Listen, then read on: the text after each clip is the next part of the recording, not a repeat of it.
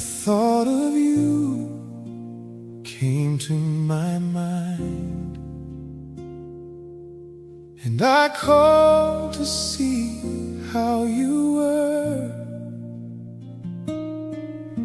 You paused, and without saying a word, I heard your sigh,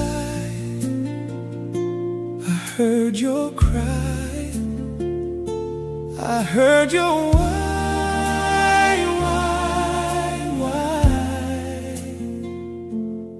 So we prayed and put all in our Creator's hands. We gave our fears and our worries away, and as you eased our pain, we said a prayer. I decided that I needed to do more than pray, for out of the blue I wanted to go to you. I wanted to hold your hand and say, it will be okay. But I also heard a voice too. It said they don't need you. Let them be who they are, and it's too far anyway. But that voice I've heard before, as I was traveling to pray for a soul who needed a friend, who needed to hear words of care. So I dared again to travel that dark and lonely road. This road I am traveling is a road not taken by many. When there is temptation and sorrow and traps to harm all who care, I know these voices will be there. The devil will be working overtime, trying to stop me from reaching you. And the other clearing my way, so still I go, for I know my Creator watches over me, shielding me from what could be done. For your Son gave all to keep your children safe. Still I ask, Lord, why do they not pray to you? For it's easy to talk with you too. Day and night you answer each prayer. When we do not know, we are praying as we say, thank you. Thank you for the voice you share with us each day. All the way you say, hey, on the radio, or when a friend calls and the next voice is from you, to show you have many ways to talk to us if we just listen to what you are saying. Thank you for giving us our daily bread, to see us through anything not sent from you. You cover us with your arms of love, so no harm comes to us. A thought on my mind of you. I knew it was too late to call, but I called anyway to say hello. I could hear your voice, but you didn't say a word. So I prayed for you and hung up the phone. I know you heard the voice you needed to hear, because it was the same voice I heard that said, give your friend a call. And your voice was heard once more. You give us the faith to know how great thou art, how great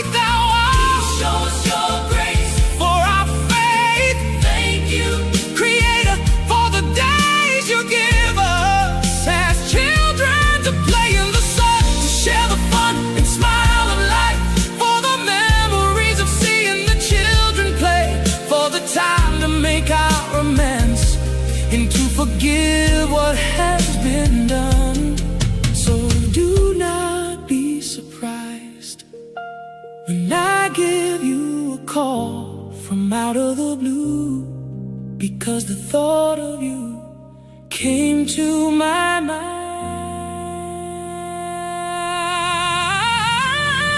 Thank you for giving us our daily bread. Thank you for seeing us through anything not sent from you. Thank you for covering us with your arms of love, so no harm comes to us. Thank you, thank you, thank you, thank you for giving us our daily bread. Thank you for seeing us through anything not sent from you.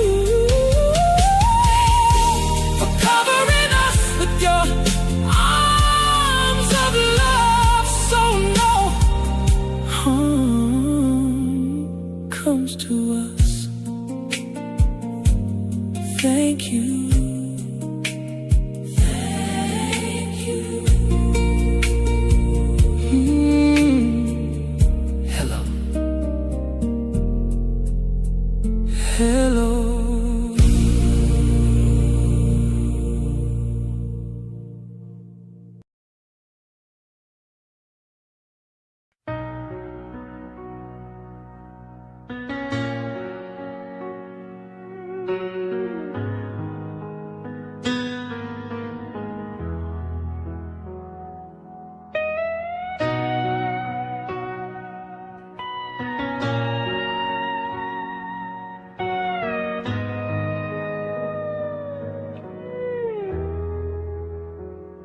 When I woke up, my eyes were still closed. I could hear that the light was bright. I was told this is the road, but I couldn't see my hands in front of me. It's so dark, I feel so alone. Demons scream here, free to do, free to scare my mind. There are voices that speak words that I cannot understand. Where is it safe? Where is it safe for me? As I kneel down, my hands held together,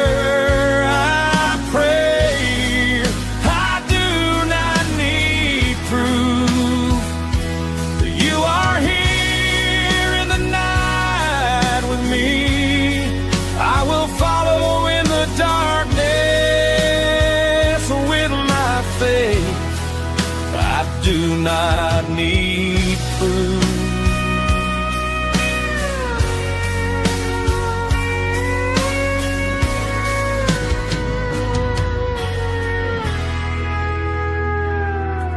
I was told to trust and to listen by reading words.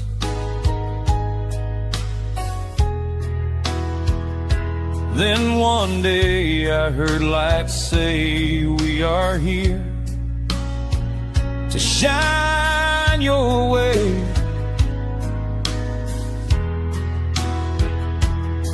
I could see the lights were praying for me. They were pleading on my behalf to save my soul. I know their voices, I understood what they are saying.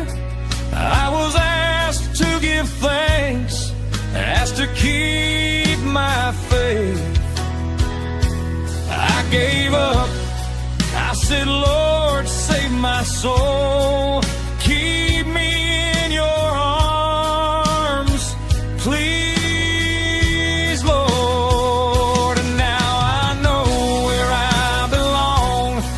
As I pray to you, I shake my head, my teardrops fall. You sent me light to see that it is so.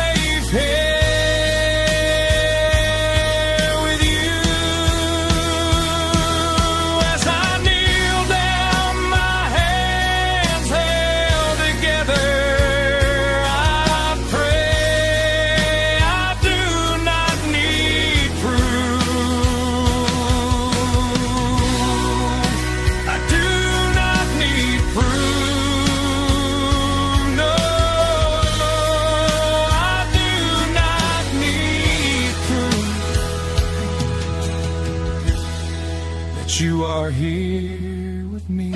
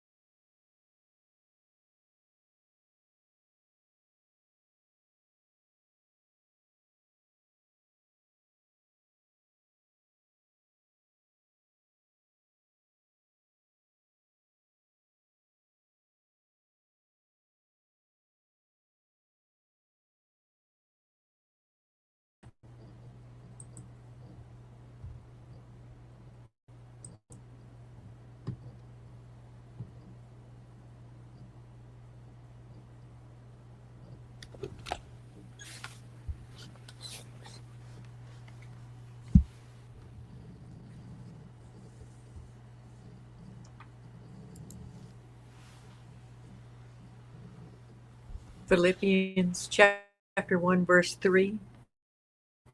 I thank my God every time I remember you. And we'll pray. Father, we thank God for Dee. We thank God for the time. We thank you for the time that we got to spend with her and just the days we shared together and the friendship that developed. We love her, Lord, and we know that you're taking good care of her and that she's healed and whole. And we're thankful to have this opportunity to spend some time remembering her and just cherishing who she was and sharing our thoughts and our memories of Dee with our friends and loved ones. Thank you, Lord. In Jesus' name, the name of Yeshua, amen. Amen. Yeah. I feel better.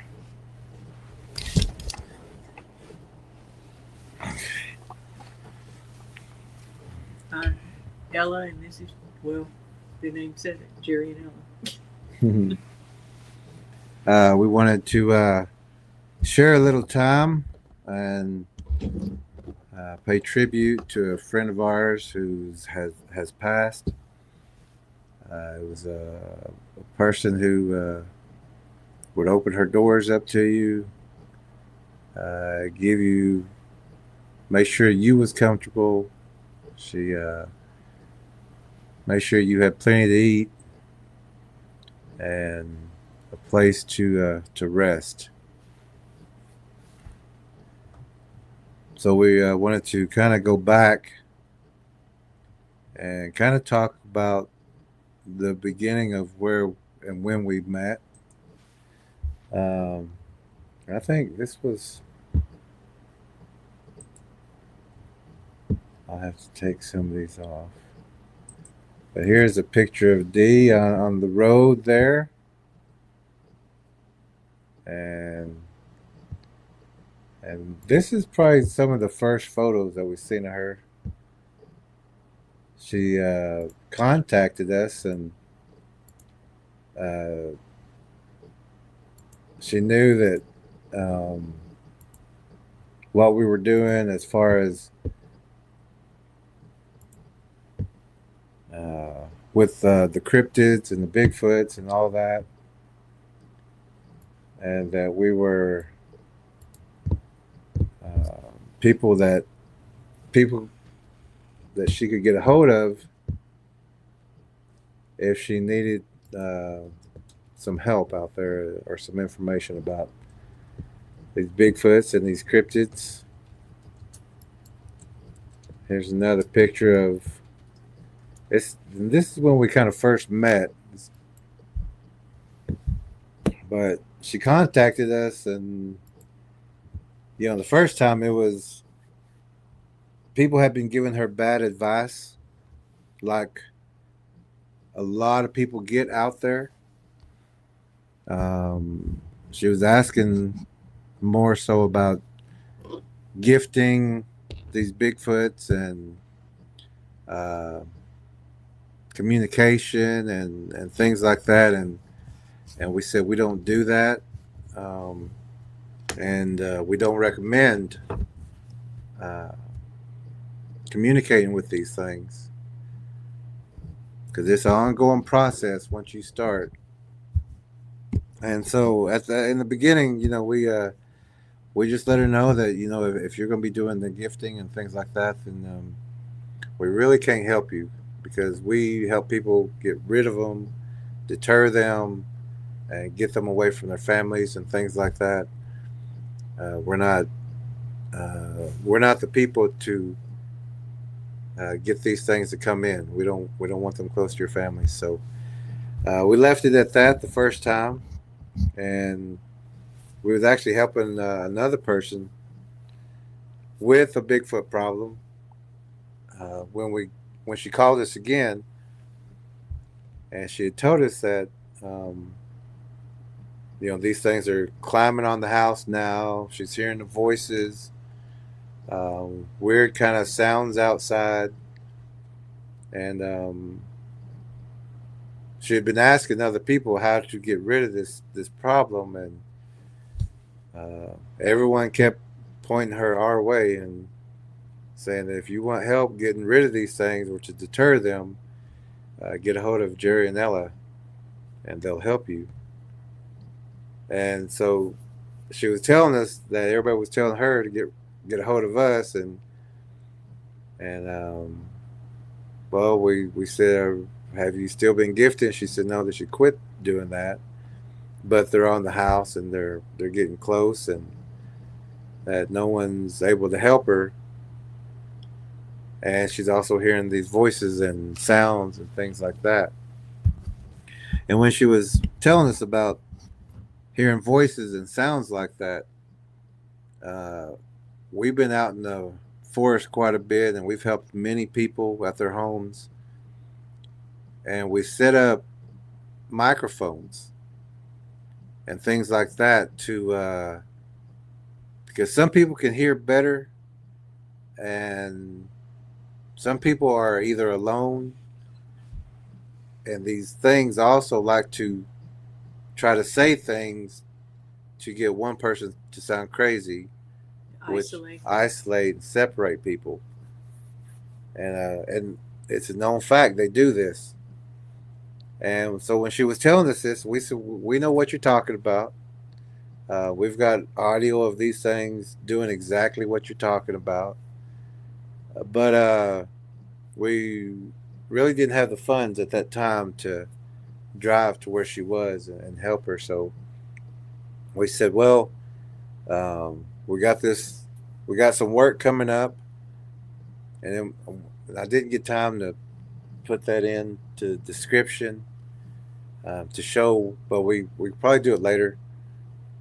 But we went and did some work and some hard work to make a little bit extra cash, and it was also doing the same thing, helping push back and get the line of sight better for the homeowner so they could see further out. Clearing fence lines. Oh, that was some hard work. Or good exercise. Yeah, it was healthy exercise. So we had actually finished that job, and we did it as quick as possible. We called her and talked to Dee, and we said we can probably come up there in a couple of days if, but it's not going to be a 1-day thing. So if you have room, and we don't need a big room or anything, we can bring a cot if we need, And she said, "No, I've got a back room, and it's got a bed there." Um,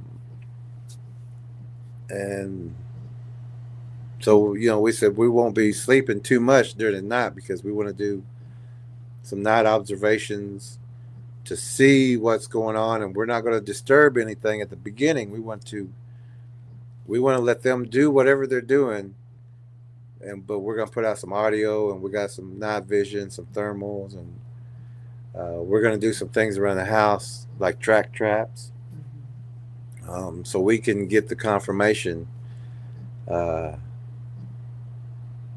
that she's been getting.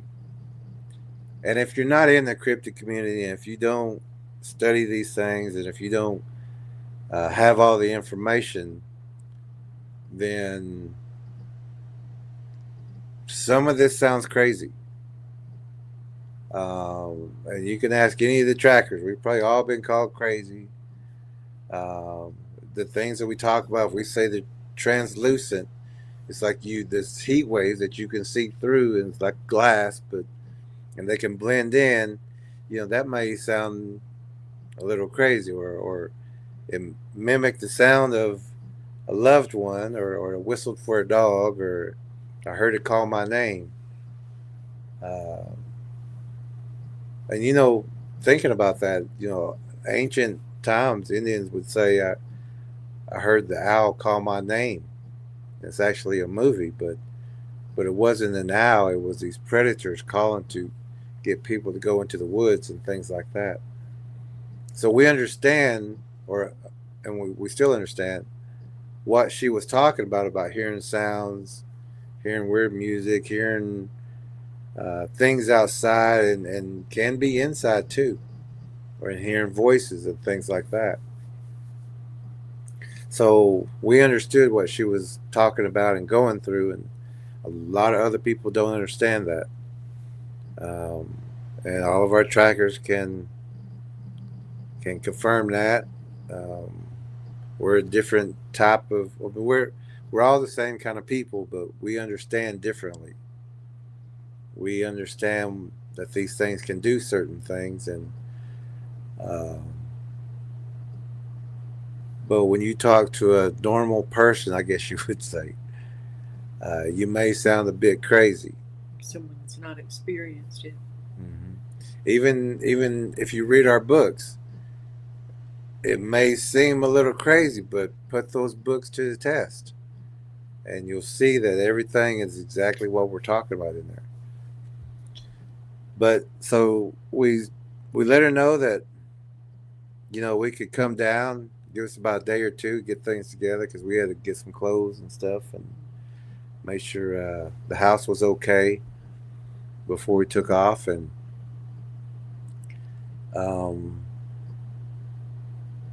so we told her we was heading her way, and she didn't give us an address. She gave us directions, which I'm good with those too. And we met her just down the road. There's this little cafe, kind of. I don't know if it's part bar, part restaurant.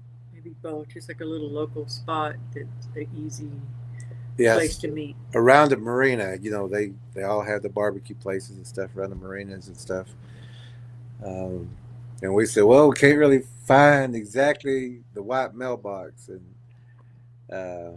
so she said, I'll be right there, and it was just basically around the corner kind of thing. And, Yeah, it wasn't far. and so we got to meet her, and she was just laughing, funny, Big old grin, beautiful smile. I mean, it was very gracious, very happy to have us show up. Let me see if I got. Let me do one of those first two pictures. Yeah, picture.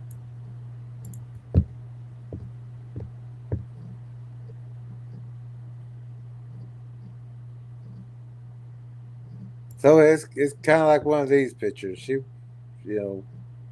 smiling, good natured, Funny. And we just became friends right off. Yeah, there was no awkwardness. Yeah, it was just like, hey, We're you're like, already friends. yeah. And so she took us to her house and showed us where the bed was. I'm not sure what time it was. It was in the evening We got there sometime. before dark, though. Got there before dark, Yeah. and so when she made sure that we was settled and fed. She got us some food, and she said, "I'm going shopping tomorrow." She said, "I just waited till y'all came, so then I'm going to go shopping and everything." And we're like, "No, no, no, it's no." Very concerned about our comfort, and she was way more concerned about her comfort than we were.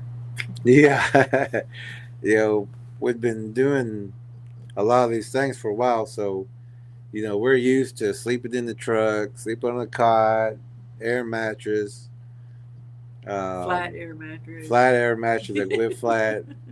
Yeah, I remember that. But when we're going to someone's house to help them, uh, we're not, we don't want to put them out in any way. We bring what we can, and we'll sleep on blankets if we got to. Grateful for what we can get. Yeah, and we don't want to interfere with their daily life because we're there to do certain things. And she knew that we knew or we needed to do certain things. No, we got there in the afternoon because we did a track. Because it wasn't dark yet. Yeah, we did a track. Did we send a link to Kay? Oh my goodness! Give us 1 second, please. We have to send Kay a link separately because for some reason she can't get in the chat otherwise.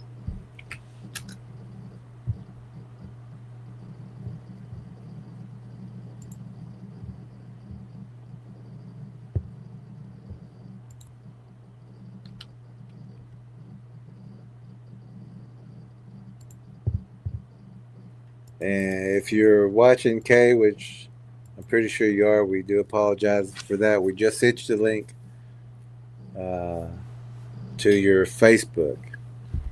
I'm going to go ahead and go close that Facebook. So when we got there, we did a track around the house while she did her different things. Jerry and I walked around the land. And she came out later, but we was already in the woods, in the wood line. And, we're looking at blinds and bows and Everywhere. pull downs, tree line skirting. It was all around the house. There wasn't an area that didn't have some kind of blind or structure or pull down or. And the property that butted up to hers, the property right before hers, is that the man raises roosters. So there's a lot to feed on. There are a lot to draw predators in also just by all those chickens and roosters there. And then Dee also had some chickens. Oh yeah, and a rabbit, I think, or something. Mm-hmm. Yeah. So we got let me see if I got.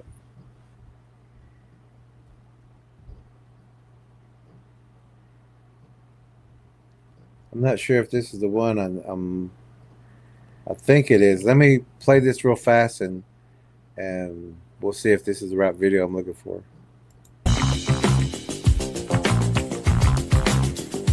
And we'll have to look at the very edge of that in the morning because that's where they will want to stand to try to hide their footprints. Look for things like...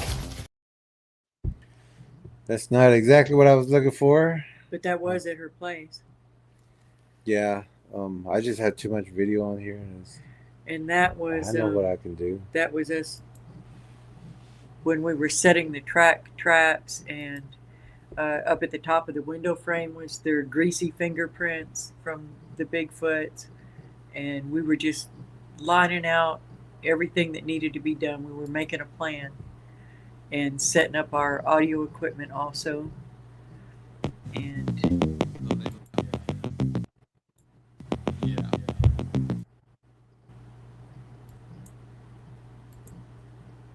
Okay, I think this is the first part of it.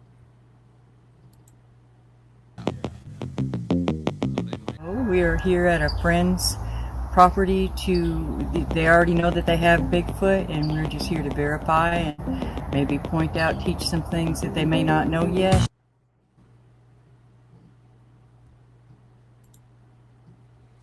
Yeah, and that was when we first got there. We started shooting video because we do that every place that we go to. What happened to our screen? Our screen changed. They had an outline a while ago like that. But we got to do that track, and she came out a little bit later, and she started walking around with us, and we're pointing some things out, and we're showing her, you got structures over here, you got blinds over here, pull downs over here, prints here, um, and this whole place is just Infested. yeah, you're surrounded, and she thanks us for coming and pointing all this stuff out, and we said, but we're gonna do some night observations. We're gonna run some track traps. We're gonna set up speakers, use the thermals and the night vision, and Cameras. cameras. Yeah, we put up some game cams, and we said it's gonna take us probably about 2 or 3 days if she didn't mind if we stayed that long. And she was like, "No, I don't mind. You can stay as long as you want." And we said, "Well, you shouldn't tell us that." So, so There's plenty to do. yeah, and we I think we went in and ate after that. Yeah. She's 'Cause, an excellent cook. Yeah, I forgot what we're. And she just never stopped working. She didn't relax. She was always busy trying to clean or garden or just nonstop working, cooking, checking to see if we needed anything. Just very high energy woman. Mm-hmm. And this was she had a disability. She did have some physical problems, but she just pushed very, very independent. She did. Pushed herself. She was always trying to help us and get in the mix with us whenever we was doing some stuff, and we thought, no, we got don't it. want her to hurt herself. Yeah, we got it. It's what we came to do, and we started. We let her know that. No, I think it was on that first day because we set the audio up that first day. That after we did the scout, we said, well, we're going to start laying some track traps. We're going to go ahead and start doing that. We're going to set up some speakers because these things right now we got them off guard basically. They're not expecting people to come in with night vision and thermals and speakers and microphones and things like that. So we have to do all this before we can not go to sleep because we're doing night observations the entire week. So, But before we went inside. Yeah. So let me play that first video again and just kind of show you what we started doing on that first day. And we'll have to look at the very edge of that in the morning because that's where they will want to stand to try to hide their footprints. Look for things like greasy fingerprints. There's one at the top here. There's 3 greasy fingerprints. On track trap. Another form of track trap, this leaf litter, we leave it fluffed up. This is another form of track trap. This is some yard trimming from the trees that are overhanging the house.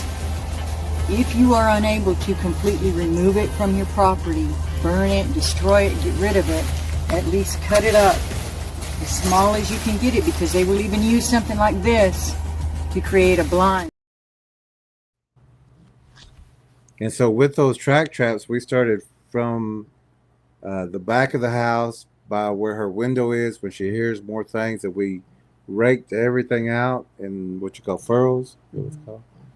Just had made sure there's straight lines all the way back, all the way from the whole side of the house, and we set up the microphone to get that ready for the night. Um, and she's out there. She's helping us break and things like that. And we're going, no, just we got it. And Just carry on like you normally do. like no, Yeah. Tim, we're not here, and there's just a couple things that we got to do. But she, she showed us around the property. She pointed things out, and uh, she was just really thankful that we came to help her. Yeah, and she just didn't want to feel like we were working when she wasn't, but she worked nonstop. She had her own, and another thing, she had little seedlings started everywhere, and for her garden, but she didn't have water here. She had to go drive miles to get water and bring it back to the house. So nothing that she had to do came easy. It was like, um, it took someone with a strong constitution to live out there like she was doing. Mm-hmm. And she did it well.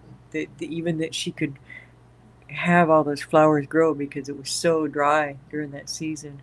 Not just flowers, but the vegetables and things like that. And you could just tell she worked from sun up to sundown, and then more when she was in the house. Yeah, she was, and smiled and laughed all the time. Always laughing, and she had that kind of a snicker kind of laugh. Kind of like he. You'll hear it, and you hear it in our introduction too. That's Dee's voice, and it was her house because the infestation was so big there with the Bigfoots that we decided that that's where we would film our tracking and deterrence 101 video that we made, that we share out to people. That was at her house, her property. Yeah. It was something because she was always smiling. Yeah. And she always made us feel so comfortable and so welcome. Always asking if we need something. She was just very hospitable. Very. And so we're kind of in. We're not sleeping. We're in for the night because we're running the microphones because we want to hear what's going on.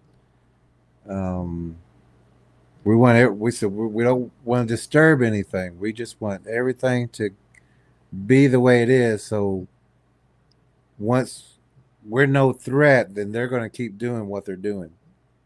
And that's whenever we can get the audio. That's when we can get the visuals and things like that of what's going on. Because, like we said, if you tell people you got Bigfoots and things like that, and there's a lot of people we don't understand or even know what to look for, or carry night vision, or carry thermals, or carry microphones and speaker equipment and game cams and things like that. And a lot of people don't have that around their house. Most of the people are, once they come home, they're inside the house watching TV, which is loud, got the AC on, which is loud, or a radio, which is loud, headphones,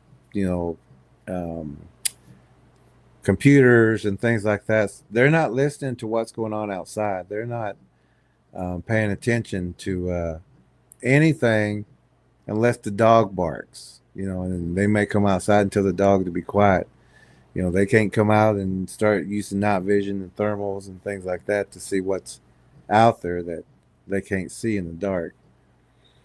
So we're letting them know we're just we're going to be awake, because we're going to be listening with the headphones and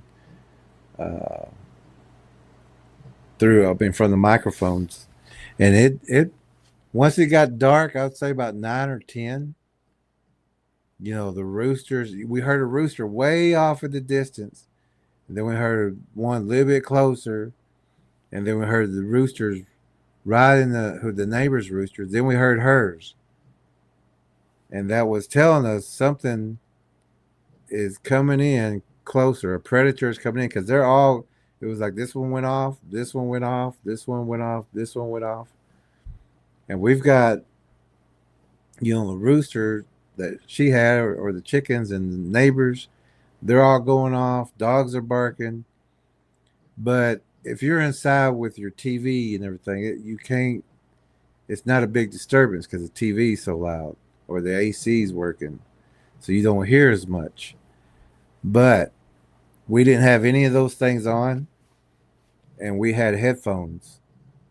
So we're listening to all this so we can hear something getting closer because the animals are, this one's going off, this one's going off, this one's going off, this one's going off. So we're like, okay, these things are coming in. And so we're gonna kind of ease out of the house and start running thermals, and once we got a confirmation of a thermal, then we're going to use the night vision and catch all these things off guard because they're not expecting night vision and they're not expecting thermals. They sure weren't expecting us with microphones and headphones. So we're getting ready, and Dee kind of comes around that corner and she goes, "What y'all doing?" Because we're putting gear on, getting our stuff ready, and we said, "Well, we can hear a lot of things going on outside. We want to go outside and get see if we can get a visual with the thermals and maybe the night vision." And she's like, "Can I go with y'all?" Of course. We said, "Yeah, you go with us, so you can see exactly what we're looking at and everything." I said, "But we have to be as quiet as possible, so we need to whisper as much as possible and stay close. Let's not all just walk off in different directions. Stay close and stay closely knit, so we can, when you're using thermals, you need to go around and see everything, and you don't want to catch someone else's heat. You don't want any mistakes or anything." So we creeped open that door a little bit, and we all kind of eased our way out, and we made our way to the vehicles outside the gate. Went out there, but as soon as we broke the plane of the house, it just got quiet again. Yeah. I mean, all the animals, everything got quiet. It was just like eerie quiet, and she also let us know that's not normal because it's loud, roosters crowing, dogs are barking all night. But when we're out there, no lights or anything. We're just kind of easing our way out there, and it's okay. So let's run our thermals. Let's see what's out here that we can't see in the dark. So I'm gonna play this next quick video real fast, just to show you what we was looking at. Here on this hummingbird feeder, we placed a small microphone. We'll be using a handheld thermal.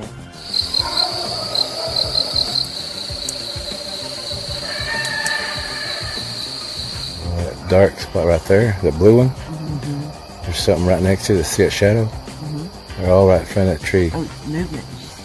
Yeah. I love the tree like it. What happens when you guys leave? When you have all this freaking activity? We're gonna be. We had activity before we got here. We There was. I saw a firefly.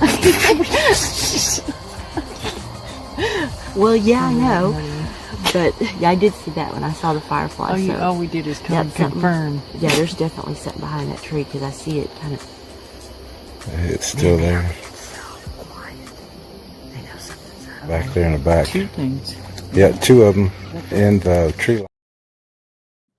That makes me laugh every time I hear her say that. Me too. What are we gonna do if when you leave after you stir things up? And we're like, yeah, that's the whole reason we're here. It's already stirred up. What she talking? She started laughing. She said, "I know." I remember that laugh. Has that laugh? Oh, yeah, I know.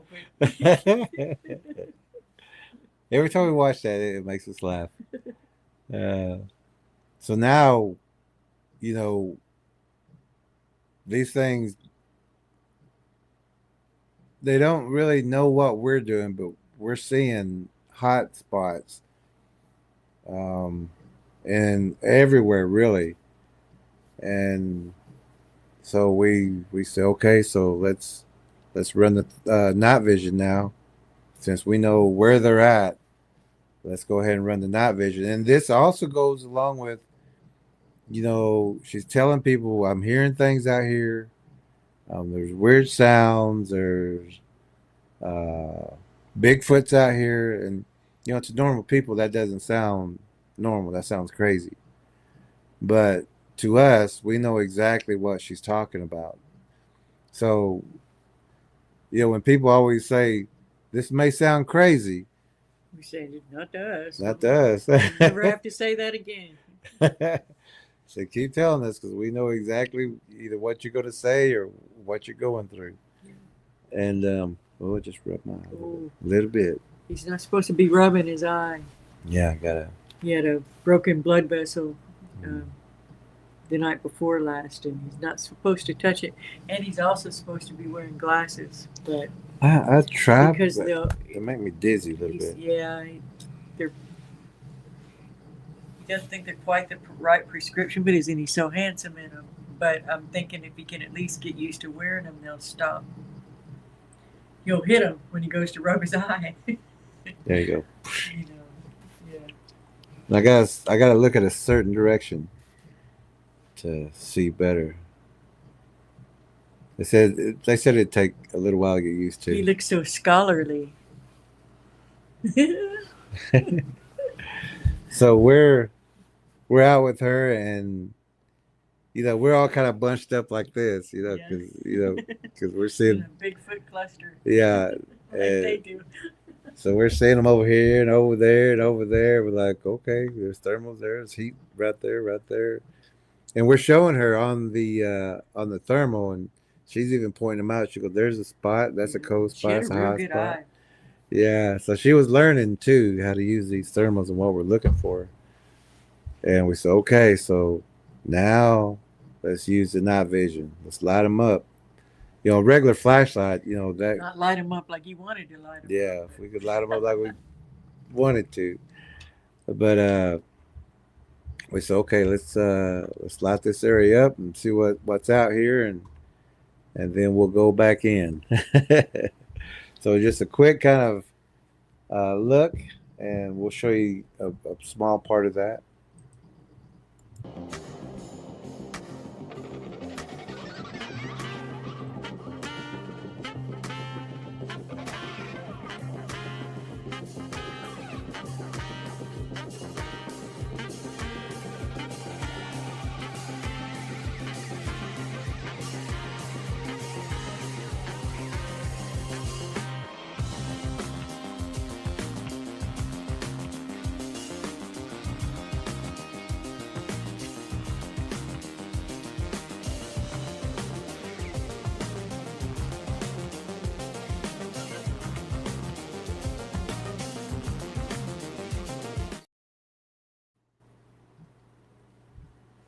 Yeah, they were everywhere. And in that video, I want to show this video real fast. This picture real fast. Now, this picture right here, you see there's a hole there in that brush, and you can see those two trees in the background. So that hole, you can see all the way back through there. And there also looks like two eyes on the side of that tree in the back. But in that video we just showed, it's only a real quick video, so I want to show you that quick video again. But just imagine right now, you can see those trees in the back through this hole in that brush. You can see all the way through that hole and those two trees in the back. I'm gonna play it. It's only about 20 seconds, but it's gonna show that same brush, and there's gonna be something sitting right in there because you can't see those two trees back there. Play this real fast again.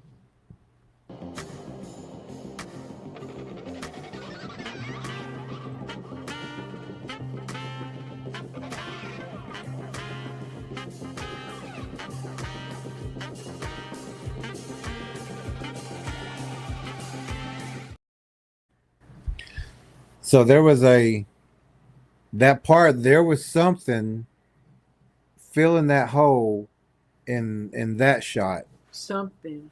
Yeah, something Mhm. uh, that people would say you're crazy. But there's a picture of a time where you could see through there and see those trees in the back, and then there was a time where there was something big and brown, dark brown or dark brownish black that was in that uh, the hole in that hole in that brush. That's what we were That saying. little window. We said it's sitting right here Yeah. and watching, and it's sitting right over here, sitting right over here. Um, but we could see because they'll make those little hole areas where they can just sit there, and when it's dark out there, you won't see them. But And she would go outside at night to smoke too. So, or to check on her animals if she thought something was disturbing him. Check on the chickens. To let the dog out.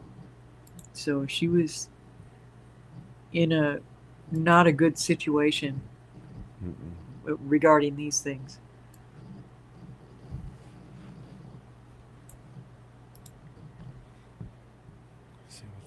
At the same time, she was just so proud that she owned this land and that she had this place and that it was hers, and but she had these things to contend with. yeah, and so now she's getting confirmation.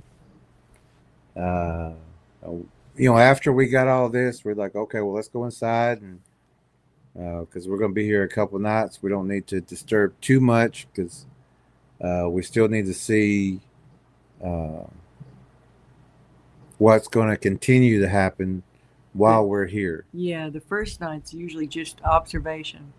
Yeah. Let me see what's this.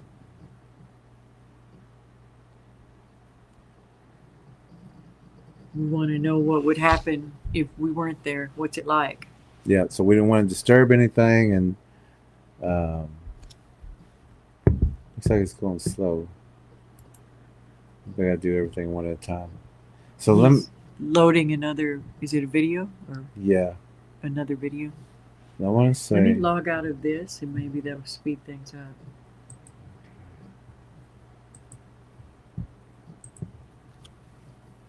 I can't read what it says.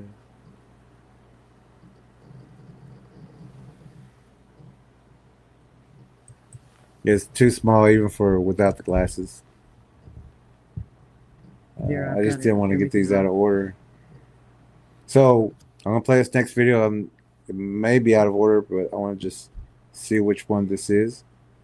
I'll go grab the not the microscope, magnifying glass real quick Oh. too. I'll be right back.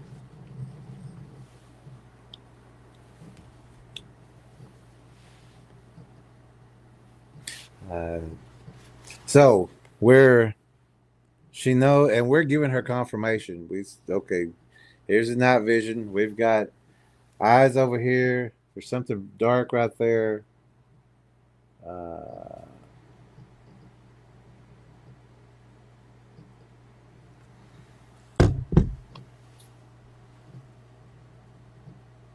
And I don't want to get too far ahead. Let me see where. Let me try this.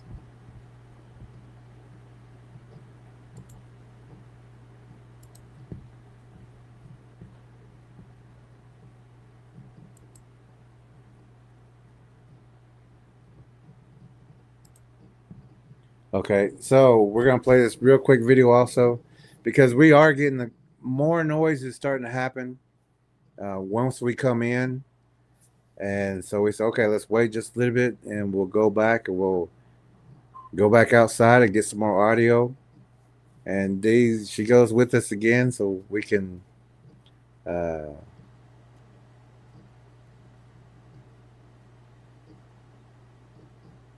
Oh, wait a minute! This may be whenever we were inside, and we could hear what was going on. So we decided to just record what we was listening to. Let me see if this is it.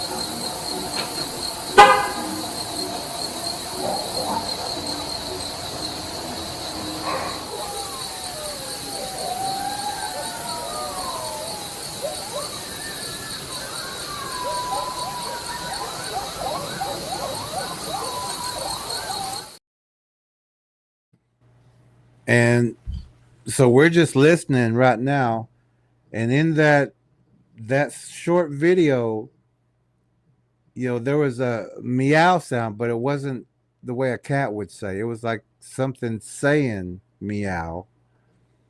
And also, the cows were acting up. There was a weird music that was going don't don't don't don't don't don't don't don't. There's not a house that's close enough to have that sound there. It's it was something else that was making this sound. There's no parks near. There's no clubs near. There's no people who play. I mean, the next house was, maybe 200 yards there. Then you had the other one up on the hill, and you had those chickens, those roosters. So there shouldn't have been that music right near the house. And it kind of almost sounded like the Jaws theme of don't don't don't don't don't. But there was no place where this should have been coming from. So, she's telling us those are the things I'm hearing. And we said, okay, I mean, we got the confirmation. You're not crazy. We know we got the Bigfoots on thermals. We got them on night vision. We've got this weird sounding music. We've got the mimics. We've everything that you said that's happening that people don't believe is happening. We've got it on record now. We've got it on recorded. So, if anybody ever wants to say that, you're not hearing those things or things like that, just let them watch this video. And we do have the full version of being at Dee's house in the description below of everything that we're talking about, of the scouting, of the night observations.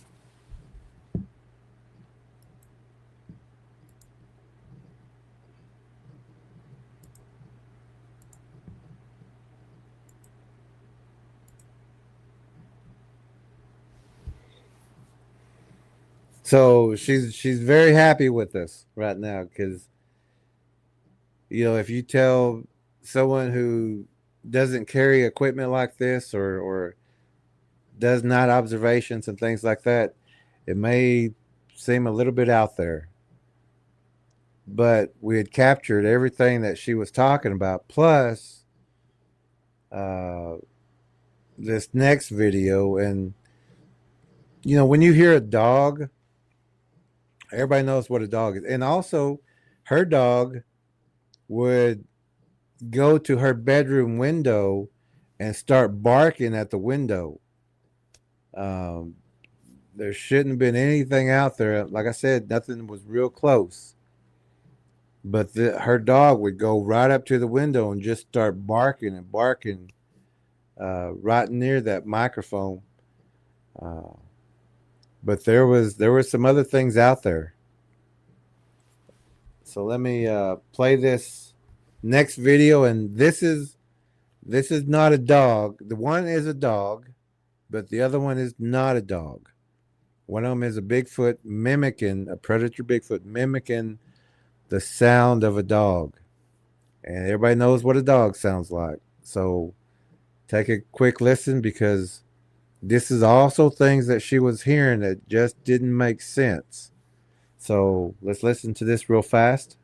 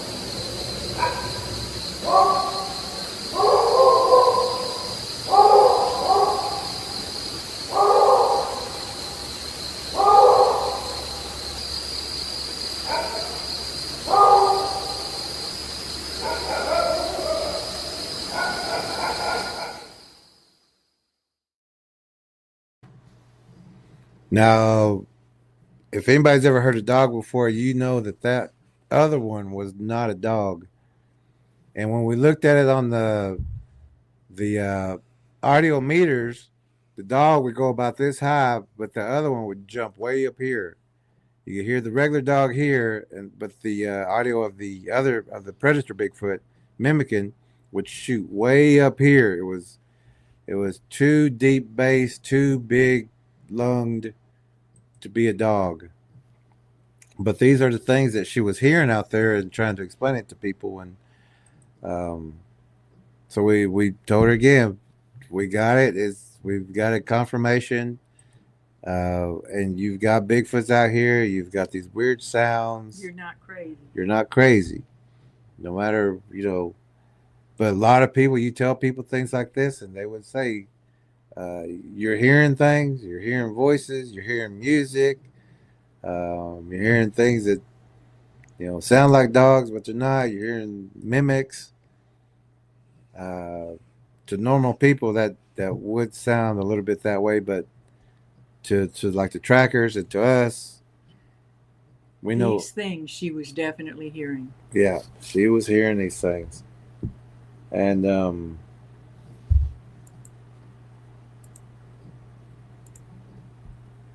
so she was really happy with us because we were saying, you're not crazy.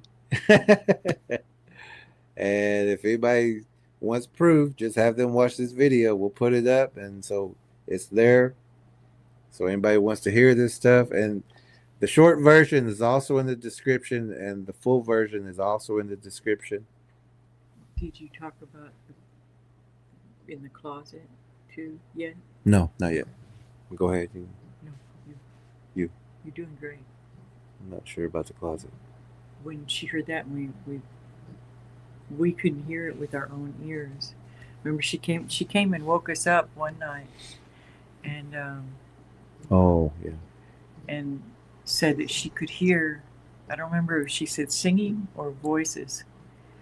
We couldn't hear it with our ears. Her ears were extremely sensitive, and there was just some other gifts that she had, and we went in there and recorded where she said, no, it's coming through here. And it was in her closet. And so we put our recorder in there. And sure enough, we did. I don't know where that is. But we both are witnesses to the fact that there was some kind of voices coming through her closet. Could hear it. Now, there was also a lot of spiritual warfare going on with D, and so really it's not it was a multi-layered situation. She did have some mental health issues also, but honestly, who wouldn't? If you could hear things that other people couldn't hear, and they're telling you don't hear that, doctors and things like that. And some medication. Also, it gets frustrating too. Absolutely. Nobody believing you, and you're going, I hear it. Yeah. And even if they're nice about it, you can just see. And we've gotten that with Bigfoot. We get just the look. We get the look from different people that you really believe that. Like, even if they're being nice, their eyes show that they doubt what you're saying, or that they doubt your sanity. I got that just the other day. And we're used to it, Yeah. And I've had family members that also struggle with mental health and could hear things, and the Bigfoot problems too at the property. So all of that is, it can be an extremely confusing thing, sorting out what is real, what is not, what has been opened by different medications, or because there's pathways portals that can be opened to let spiritual warfare in, or to open the filters so that you can see things, and even prescribed medicines, they can some can cause hallucinations, and some are causing you to really see things that are there, and it can be a very confusing time. So, but Sure we can can tell be. you that on those voices and on the Bigfoot, she was absolutely correct in what she was hearing, and so we just want people to know that. And dealing with cryptids and Bigfoots, this is a normality. They do mimic, they do make sounds, they do make whistles, music sounds, drum sounds, chainsaw sounds, car alarm sounds. We've got like several pages in our book dedicated to just the different sounds that they can make, from mechanical to human to animal to weather sounds, and their own kind of sounds. Um, I just had to laugh because Unbelievable. I remember her saying, "They hear it." Yeah, yeah. And so, if there's for anybody that listens to this in the future, if you have someone telling you that they're hearing something, or Yeah. people may make fun of someone out there on the street corner, and they go, "Oh, they're just," because it looks like they're talking to themselves. Sometimes they are.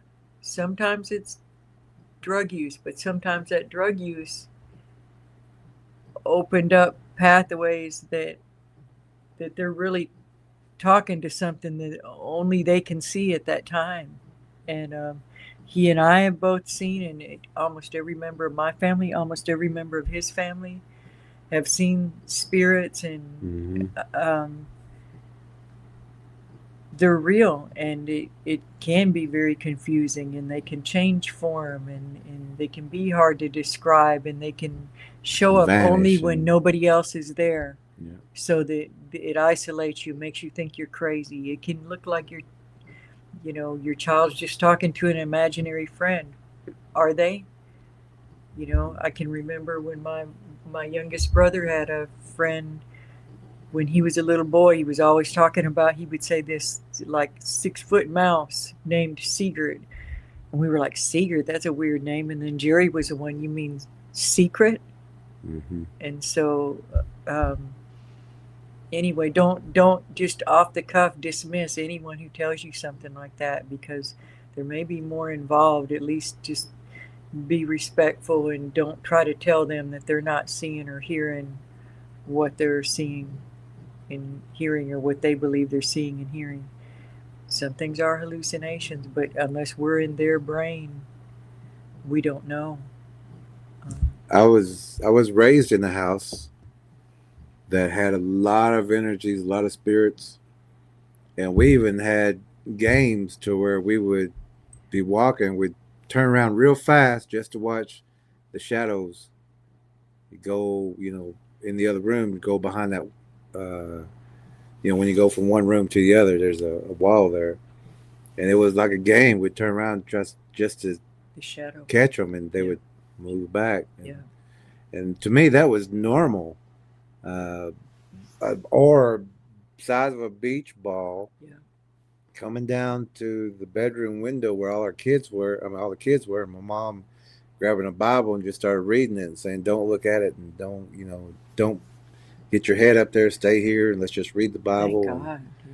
My sister and I also saw a giant orb like that come down. We were playing out on the sidewalk in the projects in St. Paul, Minnesota, and we saw it from a distance, and it just came. It was floating. It was coming directly towards us, and that was back with Wizard of Oz. I thought it was.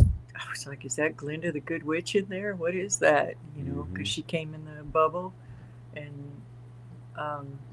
neither one of us, we remember that. We remember to that point where it was right there in front of us, and neither of us can remember what happened after that. And then I can remember also getting in trouble so much. My brothers would fuss at me like, go to sleep, because they would say I was running around and giggling, but I wasn't. I was in bed trying to sleep, but they kept waking me up, telling me to go to sleep. And I can remember one of the houses we had where we thought that it was the middle daughter running through the house, and then you'd look over here, and here she was. but there was another image that looked just like her Yeah. running through the house, and you know, and plus we both have so many other memories. But Well, um, one I want to also talk about is that I remember coming through the living room when I was a kid, and that it was the biggest living room, and it was dark in there, and I looked over in the corner, and there was an old woman sitting in that chair, and so I ran to the light and I flipped it on, and she was gone, and so I went to the back room where my mother and my sister was, and I said, "You know what I just seen?" And they said, "What?" I said, "I just seen this old woman sitting in that chair in the living room." And my sister said, "Was she wearing a blue nightgown?" I said, "Yeah, she was." And she goes, "I've seen her too." And so, you know, some of us can see, and some of us don't even know what to look for. But these things will try to isolate you too, and try they to, sure will. And as time goes by and as the veil thins, more and more people are going to be seeing things. They're, it's just a fact. And so prepare yourselves and don't mock anyone, because you may be eating those words one day and finding that people will mock you. and also that, you know, when this happens, when you get isolated, and when these things, sometimes it seems like they're targeting you, and you know, when this happens and you're trying to explain to somebody or even trying to warn somebody, and you know, they're making you say like, oh, well, or blow you off, or you know, okay, whatever, or okay, you know, that does get frustrating, and sometimes that does cause a little tension, even between family members or friends, um, because you're just not getting the same experience. And sometimes you like, I'm telling you, this is happening. You know, you can get a little frustrated yourself, and so you know sometimes uh, not the right choice of words are shared, and so we could see even in our own experiences if somebody wasn't believing us, and you know, but it's kind Not of to take it personal, because yeah, they really can't see it either. yeah, You know, so you don't want to be ugly to them, because they can't help not seeing any more than you can help seeing. yeah. Right. And a lot of times now, since you know we know they're there, we got recordings. We've thrown away more recordings of these things, and many of those other channels even got one. But now, if they don't want to listen to us, you know, we just write them off and just, okay, you go your way, I'll go my way. Next. Next, because somebody will listen Someone's desperate for validation. for that information, Yeah. and so when people, you know, if you watch any of our interviews, when people start talking, you can kind of hear a laughter kind of thing in there, but we're not laughing. Because yeah, we say we're not going to laugh at you, Yeah. because they'll try to laugh at themselves, because they're so used to people laughing laughing at them.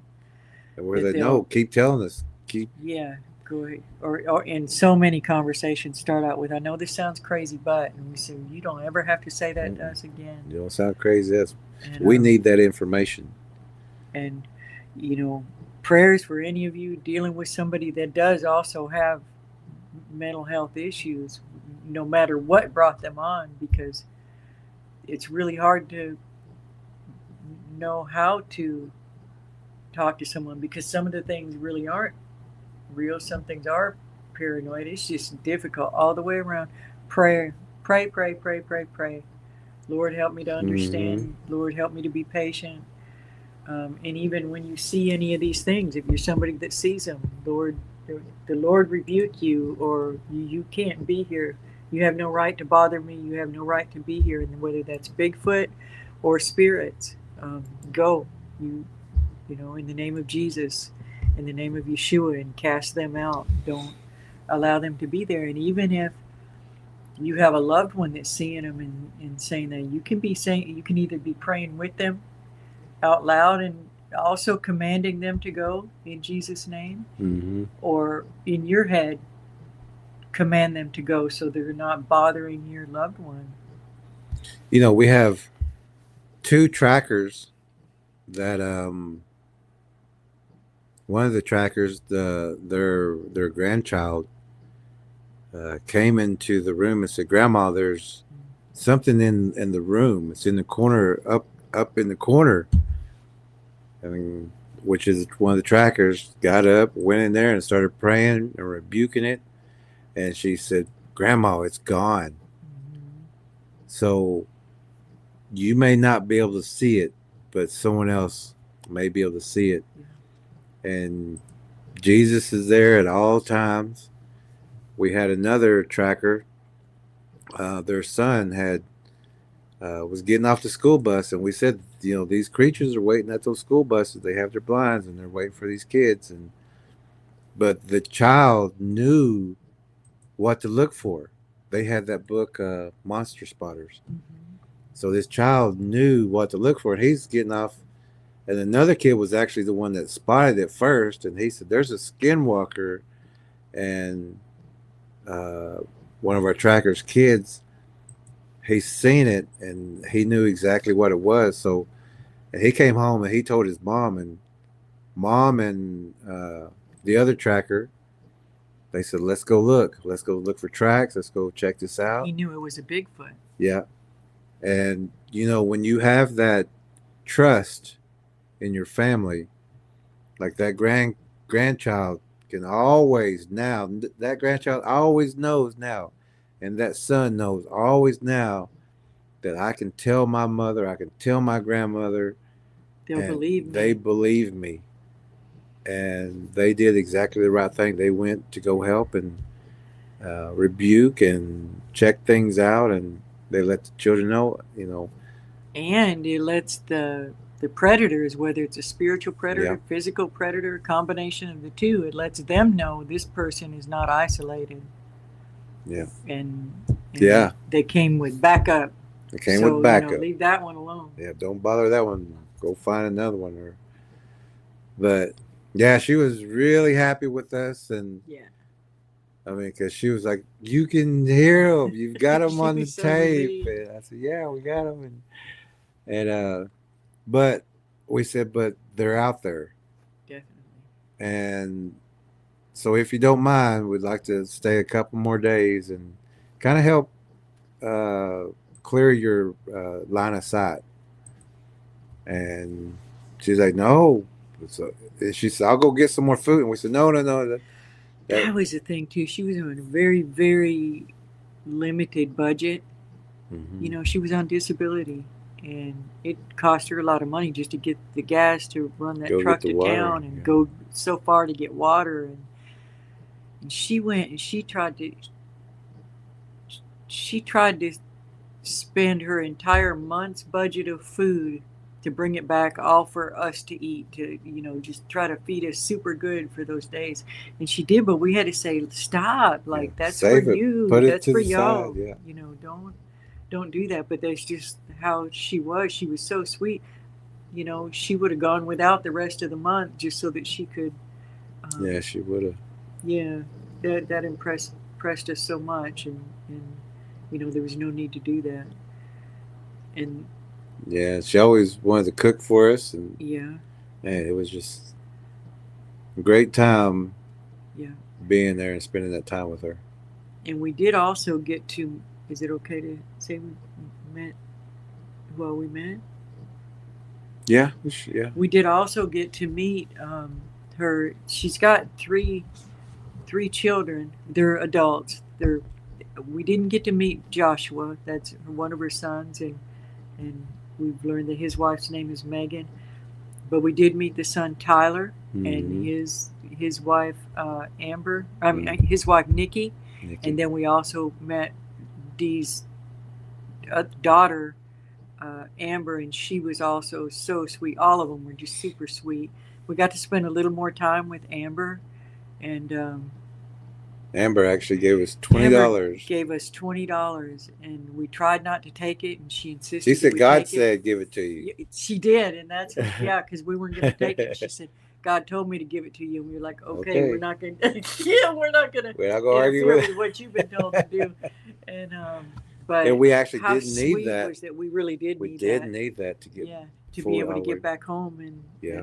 yeah, we had the gas and stuff to get there, but we were a little bit short, because once we get home, we still got to be able to get to town. We're 10 miles out of town. Yeah. But that was so sweet of her, and we'll never forget that. And just the Amber, Nikki, and Tyler that we did meet, just great, great young people. And so this was at that time when we were visiting them. Great kids. Great kids. Yeah, and she was so proud for us to meet them all. She was. Very much, very proud of, and we could see why. They all They are have great very kids. warm, beautiful personalities. Yeah, all of them. So go ahead. Next. Oh, I was just thinking how good it was to meet them and Yeah. talk with them. Good. I mean, just good people. And You could tell. yeah. We could tell how much they loved her. So we're talking with her, and we said we'd just like to help with the line of sight and things like that, because you could tell these things, especially with the night vision, and the full video is in the description, but that's not the only ones that we caught with the night vision. We caught some on this side, more on that side, and a lot of them hiding out there. So we was like, we need to help more with the line of sight. Yeah. So we got up early that next morning. She didn't really have any Tools to And how we didn't she really got have- done, how she got done what she got done, Yeah. and we also got to meet Topper. And, Yeah. And he was also very gracious, and their dogs, awesome Yeah. dogs, sweet dogs. Sweet dogs. Big dogs, but sweet and nice, all of them. Yeah. And so they were getting water and doing what they could, and we kept running Dee off because she's trying to do all this work, and we're like, this is what we're here for. It's our thing. It's our thing. It's what we do. It's okay. It's what we do. It's what we do. Don't worry. We know you got your plate full already. We're not here to add more to you. We came to help you, Yeah. So Let us help you. and we also love that element of surprise, the reveal, ta-da, So we ran her off to the other side of the house, and they went and got water and got the groceries and the things that they needed to do. And while we worked hard, while we did what we do. Do what we did, dude. Let me load this one. And we also were able to make this tracking and deterrence 101 video, To teach. the teaching video, which has helped a lot of people.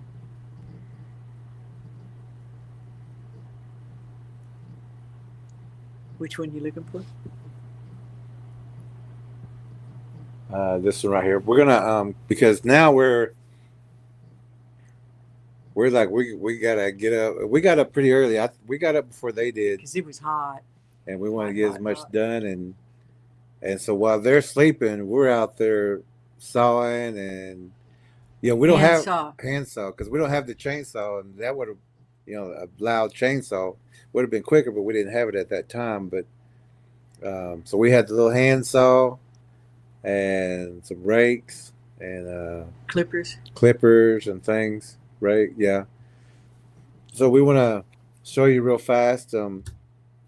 It's going to take a couple minutes, but we decided we got to help with this line of sight. It's too thick here, and these things are moving in. Yeah, they have every place to hide here, especially right there by the house. There's that, like we were talking about, that spot where you could see through, and they were right there one of those nights. So we're gonna play this real quick video.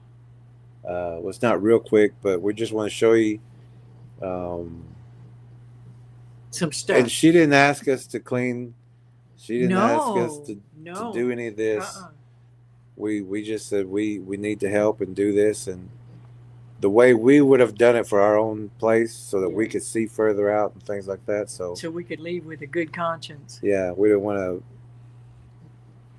show them where So they're yeah, at. you got them. See Yeah, ya. see you later. You got it. We're out. Or some Bigfoot people will go and then stir them up and encourage the gifting and encourage the communicating, and then they leave. And then they They leave. get their Yeah. evidence and then they leave and leave the person just with.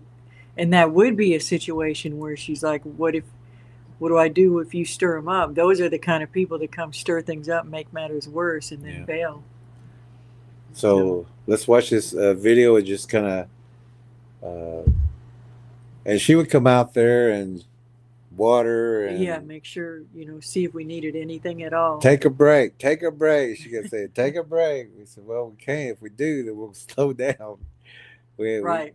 Yeah, we just get it done. just get it done. So I think this took about 2 days or something. Yeah, I don't remember. It might have been just one or 2 days. We just got after it. So Yeah, we'll show this video. Just enjoy it it. was more than one day. Yeah. Yeah. Okay.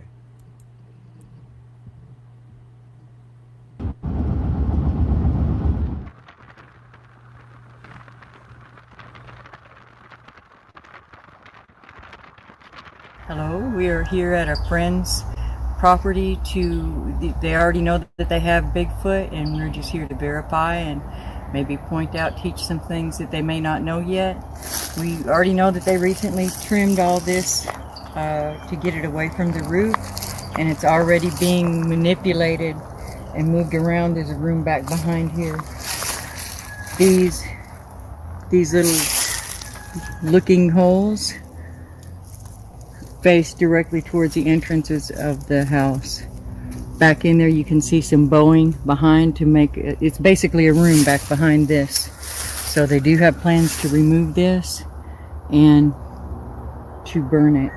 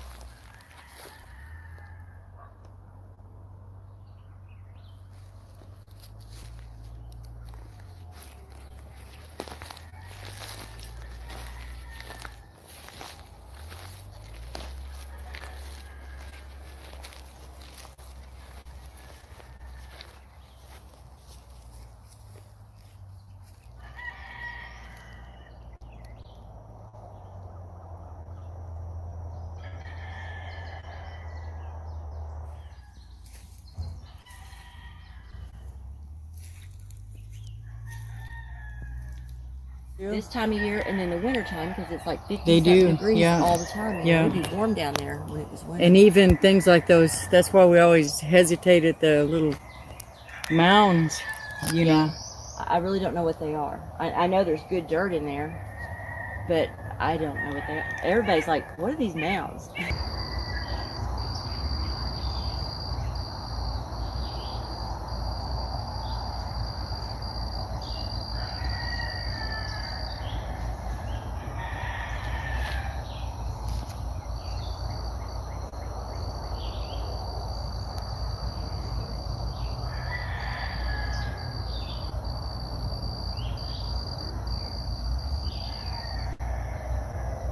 Videos. So now we're working on the track traps, and by that we mean that we will rake and loosen the soil in front of all these windows and everything in between. After we finish the track traps, there will be an edge line of the debris, and we'll want to pay particular attention to that line for the compression tracks.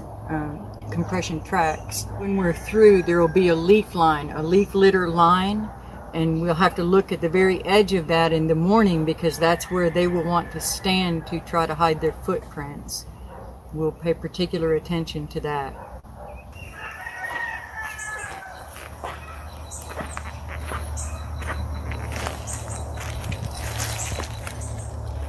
The track traps are working, which means they are working to deter the predator Bigfoots. The homeowner has been cleaning the fence line, and we will continue to do that today. We will be removing the larger predator Bigfoot blinds. In this area over here, there were several large structures for stalking the window side of the home. We removed and pressed down all of the Bigfoot blinds that were being placed here to stalk the bedroom window side of the home last night. The predator Bigfoots overnight have already come out and replaced some of this debris to begin building new blinds. This was not here last night.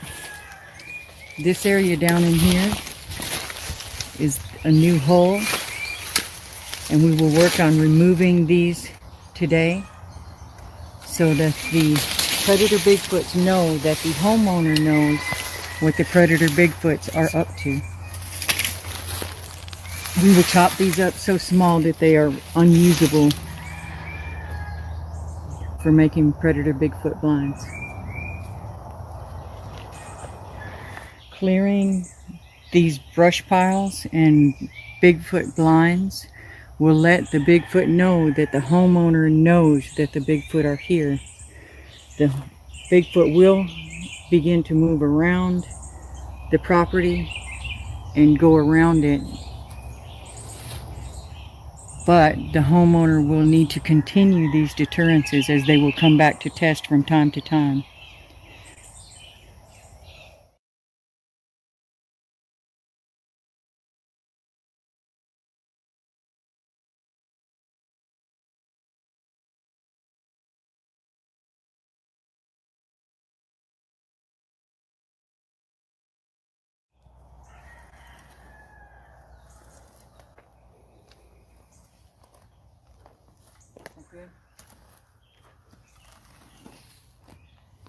It looks good. Looks good.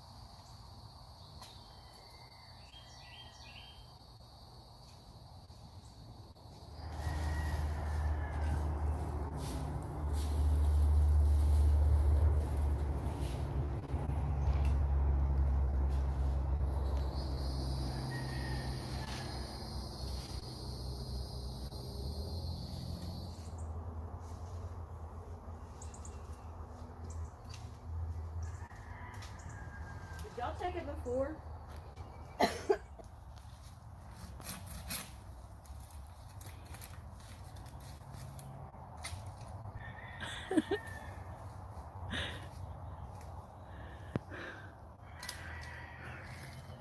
A hard-working individual. Hey, it caught me working.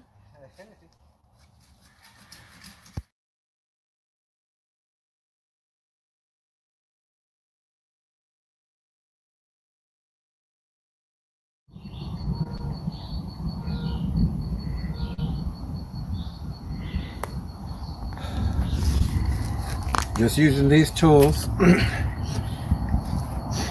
We cleaned the blind spots out. We cleared these blind spots out where the Bigfoots were sitting. Clean this area out.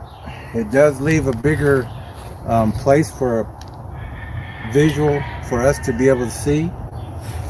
Some of these trees are painted with the white paint, and that's also so that you can see in the dark, even if it's dark. If there's something in front of that white paint, you will be able to see it. We took out all these blinds. We're finished for the day.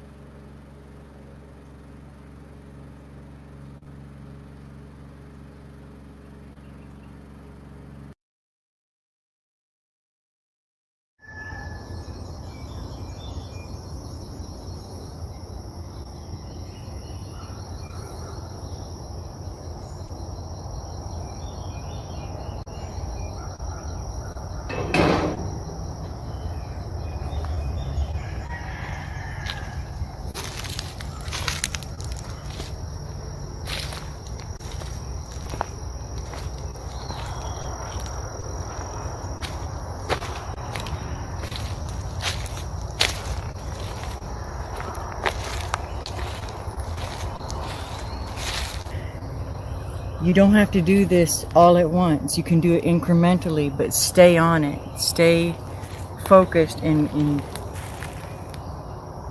continue to, even if you set a goal of a blind a week to remove, keep pushing it back so that they will have no choice but to go around.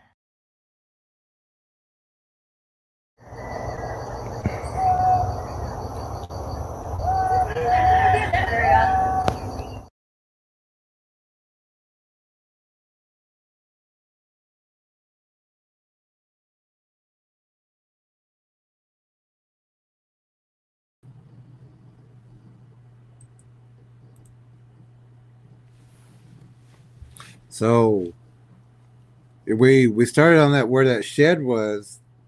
One of the last mornings, I think, we got out there again early in the morning, and I think we came in right after we knocked everything down, and she said, "Oh my goodness," she said, "I've been wanting that done forever," and we just couldn't been able to get in there and get that done, and And there's also a ton of ticks and briars yeah, and poison ivy hmm and just things like that. That can you imagine just how much work would if she'd have been trying to do all that herself?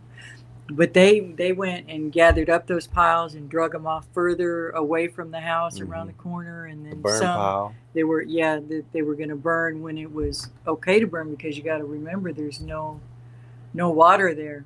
She was very nervous about being able to burn things um, with no access to how to put it out if you had to. So But while we were cutting and everything, they were pulling the brush off, Uh-huh. loading it up, moving it, yeah, and giving us more of a free area to do some more work. yeah. So they were out there sweating too. Oh, It definitely. wasn't They just were us. always doing something. Yeah, they were always And doing when something. we weren't running them off, they were doing something on the other side, Yeah, they were. side. Or when we were running them off, they were still working just somewhere else. And then as we started to get tired, we're like, okay, you can Yeah. Okay. You could. maybe a little help.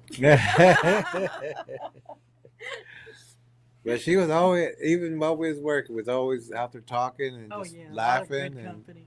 yeah, good Yeah. company. And they were excited about that shed. She was thinking of turning it into a chicken coop Yeah. there so that it would be more secure. But anyway, it was neat to reveal that shed underneath that little forest. Yeah.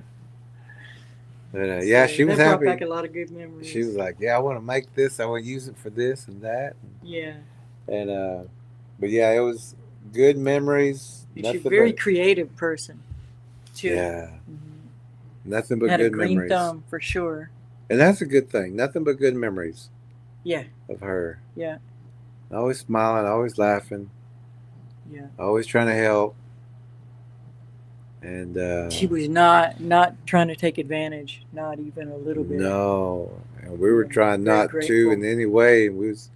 But she just kept wanting to feed us. And No, I was saying she wasn't trying No, to no, take that's advantage what I'm of saying. us That's what I'm either. saying. Yeah, yeah. not in any way. But and like I said, we weren't either. Right, We were right, right. trying not to. It was just a good friendship. Yeah, neither one of us Yeah. wanted to take advantage of either one of them. Yeah, the way friendship's supposed to be. And we just wanted to help each other. We wanted to help her, and she wanted to help us. But it was always a pleasure to talk with her. She always had a smile, always laughed. Even when she was scared, I because there always was a talked lot about of those times that kids, she too. was scared Yeah, because of the situation. But oh yeah, she talked about the kids, and we keep calling them kids, but they're oh adults. yeah, they're You know, adults. but to us, if they're under 30, they're kids. Yeah, So, yeah, very proud of them. sure was. And it was a pleasure to meet them and spend time with them. And So, you got a plan? So about a year ago, well, what? Okay, go ahead. year and a half. Go ahead. Oh, I was just talking about Mississippi. Okay. What was You want something a me year and a to half say? ago? Okay. So, and then, well, I was going to say that about a year and a half ago, when we had our other tracker conference, she had invited all the trackers to come up there to the land, and because she couldn't get up here, but she really wanted to meet everyone, and we just logistically we just couldn't do it. It was like 3.5 hours away for so many people, and the gas, and it was just something that we couldn't get to, and plus the number of hours that we had, it was a packed trip. We didn't even get to everything that we planned, but we were trying to fit that in. We just weren't able to. Yeah, she offered the trackers a place to stay. Yeah, come opened her and home visit. up Yeah. again, and And so then we didn't hear from her for a while, other than her. Well, we were friends on one Facebook account, and then didn't hear anything Yeah, for a we'll say while. hi every now and then. And then another Facebook account came up, and so she had opened another one. But we didn't realize in the meantime, you don't see every post. If you're not regularly talking to someone, you don't see every post, and Facebook picks who it wants to show you their posts. And so sometimes, unless you're just directly going to their pages, you don't know what's going on. But we didn't even realize that she had moved to Arkansas, and I think that's where she had come from. Mm-hmm. And so the next thing, anyway, didn't realize that from her Facebook post until some later Facebook posts. And she had mentioned that in April, something strange had happened that she couldn't even explain. Let me find that real quick. I think that'd be the quickest way to, so I don't screw that up. Give me just a second here. I'm going to just quote it directly from her.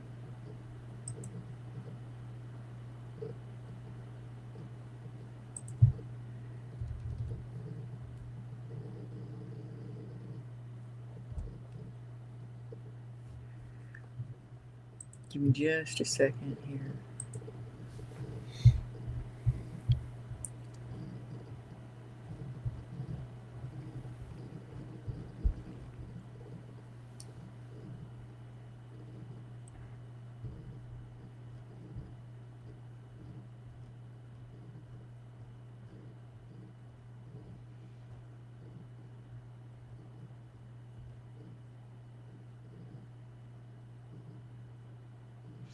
So in June, she put up a post that says, "Wow, I didn't realize it has been 7 weeks. I thought it was 5 or 6 since whatever happened to me happened to me. It was Saturday, April 25th. I was in the parking lot of a friend's business in Siloam. Storm was rolling in. I had his dog on a leash. I was just standing behind my truck driver's side. Next I know, I'm on the ground on my right side, right in front of the driver's door. I'm not sure how I got there, but I couldn't move. My shoulder and hip were both broken. Whatever it was, it carried a lot of force to break bones. Because of time and length, I'm going to skip over the following events. Right now, I feel something else is more important. They did surgery on my hip, claiming to be putting 2 screws in. I'm going to assume they did." We also have to say that she had a very much of a distrust for the medical industry and government. And I mean, really look around, you can see why someone would be mistrustful. I do too. And so she says, "The next day out of surgery, I put my right foot on the ground for balance, and it felt like it was shorter than my left leg, like quite a bit. My daughter says, no, absolutely not. That's just from the surgery. I agree, probably so. Well, so here we are in week 7, and it's still that way. I can't even walk. Plus now, all of a sudden, I have serious edema in my legs and feet that I have been actively treating. It worked until it didn't, and it came back. But between the leg length and swelling, no freaking way I can be trying to walk. I guess my question is, where do I go from here? Should I get a lawyer? Things have not been on the up and up for this whole thing in my family. And it just goes on from there. But that was the gist of it. And then,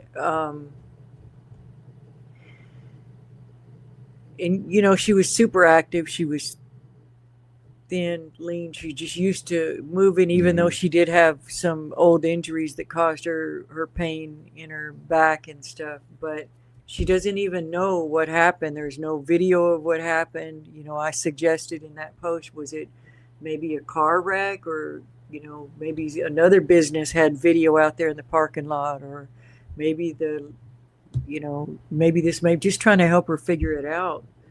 We even thought, did the dog, what kind of dog was it? Did the dog just jerk her and you know, because some of those They do medicines that. that they put you on over the years will make your bones very fragile and things like that. And dogs will So, jerk you if they see something. uh-huh. They'll take off.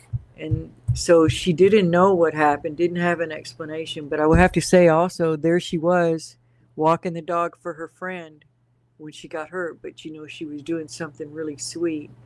And then she put up a few posts, mostly music, you know, and then some posts about how she was just sleepy all the time.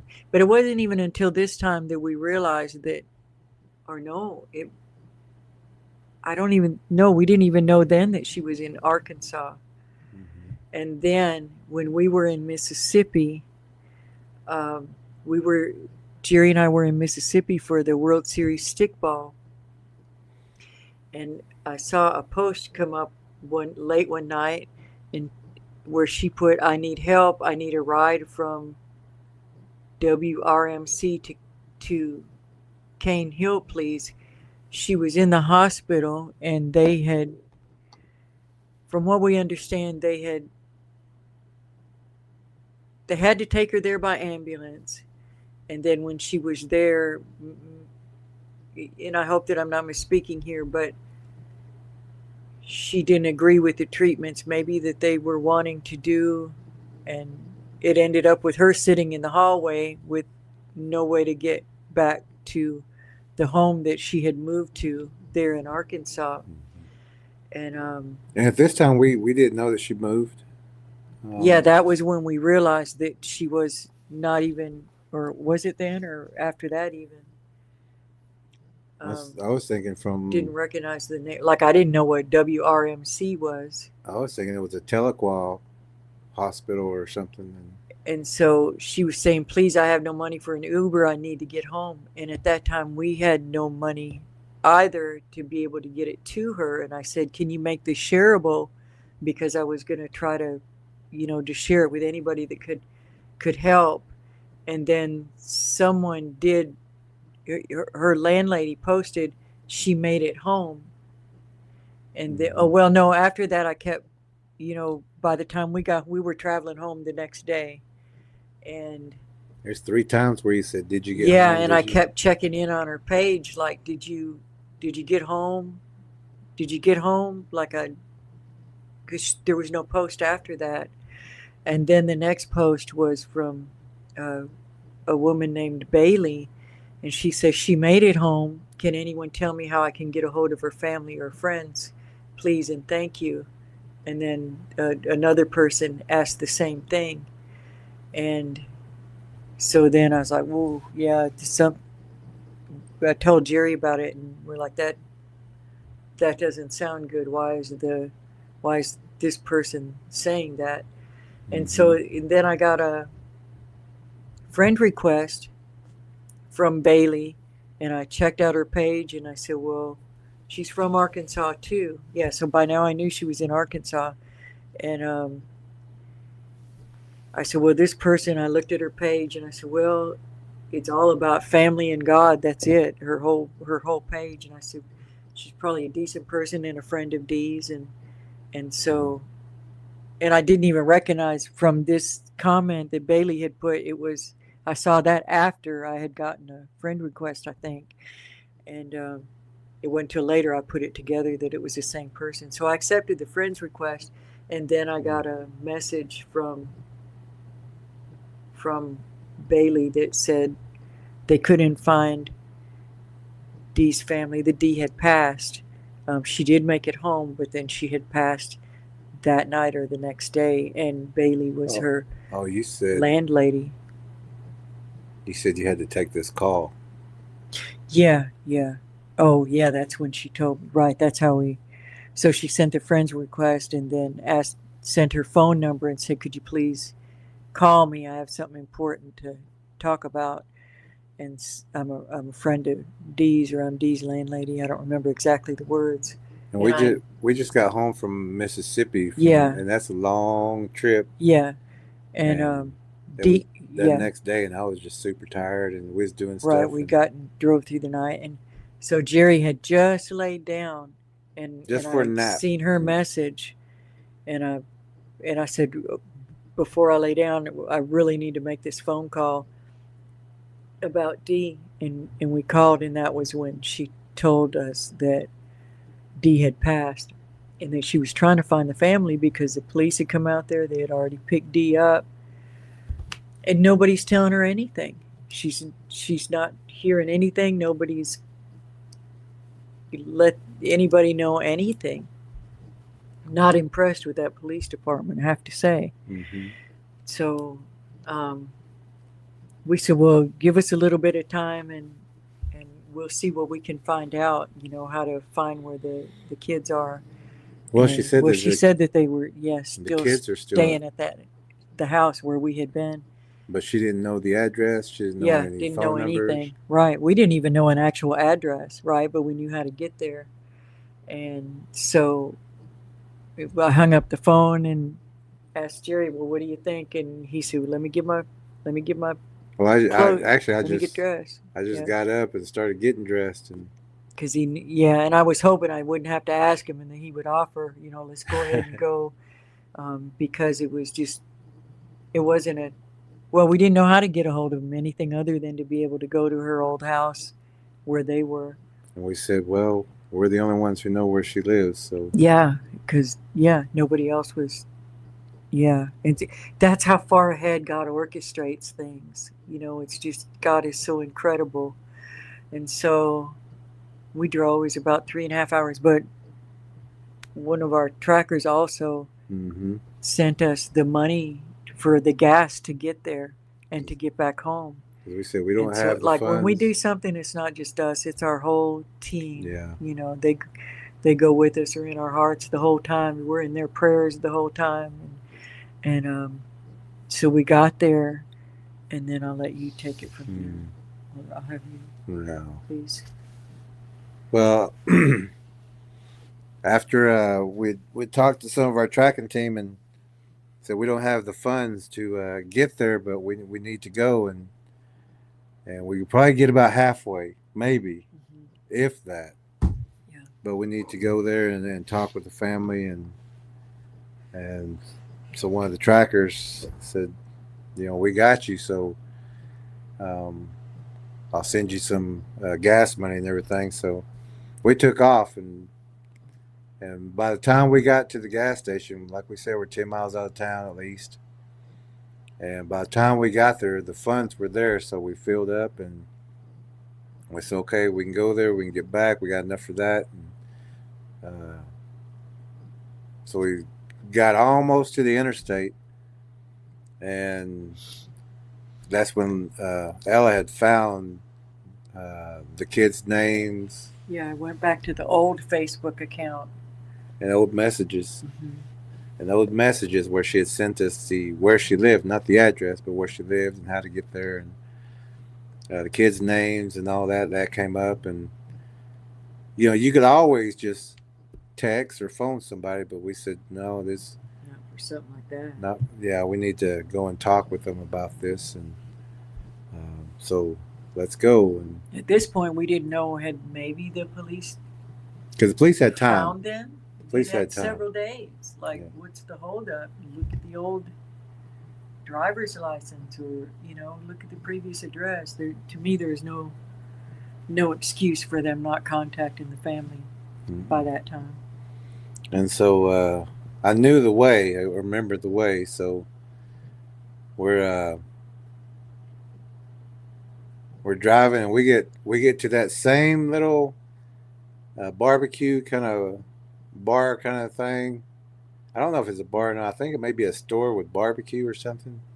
It's a This- local gathering spot. Yeah, or people go there for that. But barbecue is good there, I guess, because everybody stops there. And she said, "Did you pass it?" I said, "I didn't pass it, but I'm not exactly sure where it is." And so we said, "Was it past here or was it before here?" So I went back looking for that spot, and then Ella said, "I think it was the other way." So we did a U-turn and passed that place and went right up the hill, and there it was. Remember that spot? So we pulled in there and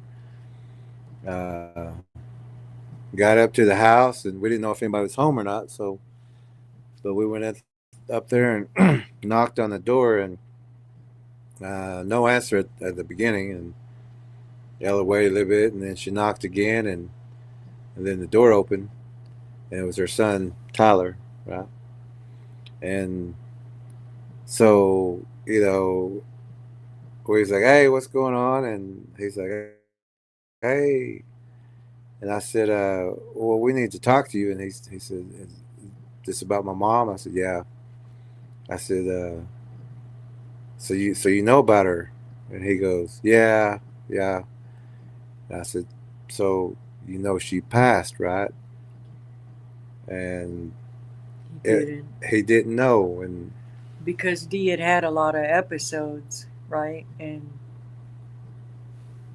so yeah. they just thought it was another. But if I knew that he knew or didn't know, I would have tried to get it in a little softer. But the way he said it, I thought he knew. Yeah. And I still feel bad about He that. said that he brings that up like once a day at least. He said, "Man, I feel bad about how that came out, but I really don't see how he could have." Yeah. There's no good way to put news like that. It's just an awful thing. I seen his face drop and looked like his heart dropped and his eyes went down, and he didn't know. And I just wish I could have. Well, I don't wish. Our hearts were But breaking for him. Yeah. I would have liked to have said it a little softer than, because I thought he did know. And so then we had a talk about what we knew. And he said, "Can I go get my partner or girlfriend or wife?" Why? Yeah. And so he went in and got her. And so Nikki came out, and they had been sleeping. They worked evenings, and she was just coming straight out of sleep with that kind of news, and she had already been dealing with some issues in her family that were just very troubling, and she was just like, "Please Tell me it's a tell bad me joke. this is just a bad joke." And we're like, we would never do anything that cruel, and it was just so, oh man, just the love that those kids have for her. You can tell how much they love her. Yeah. And, so it was just a hard time, and we asked if we could pray with them, and we did, and they thanked us for coming out, and Amber the daughter had already left that morning, so they didn't know, should they call her. They were like, that's not a decision that we can make. But Jerry did say, yeah, I think I go would ahead want and to know. I would want to know. Yeah. And so can I get a tissue? You got one? No, So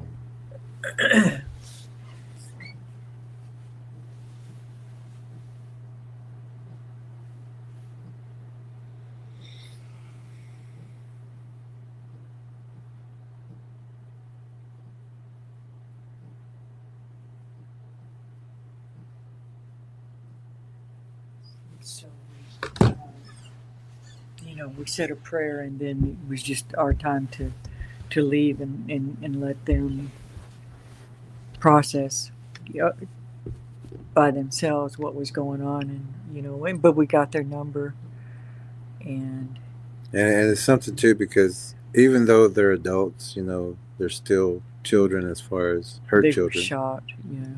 And it was just something to see the family. You could see they loved her. You could see that they cared about her. And we also pray for forgiveness of anything that,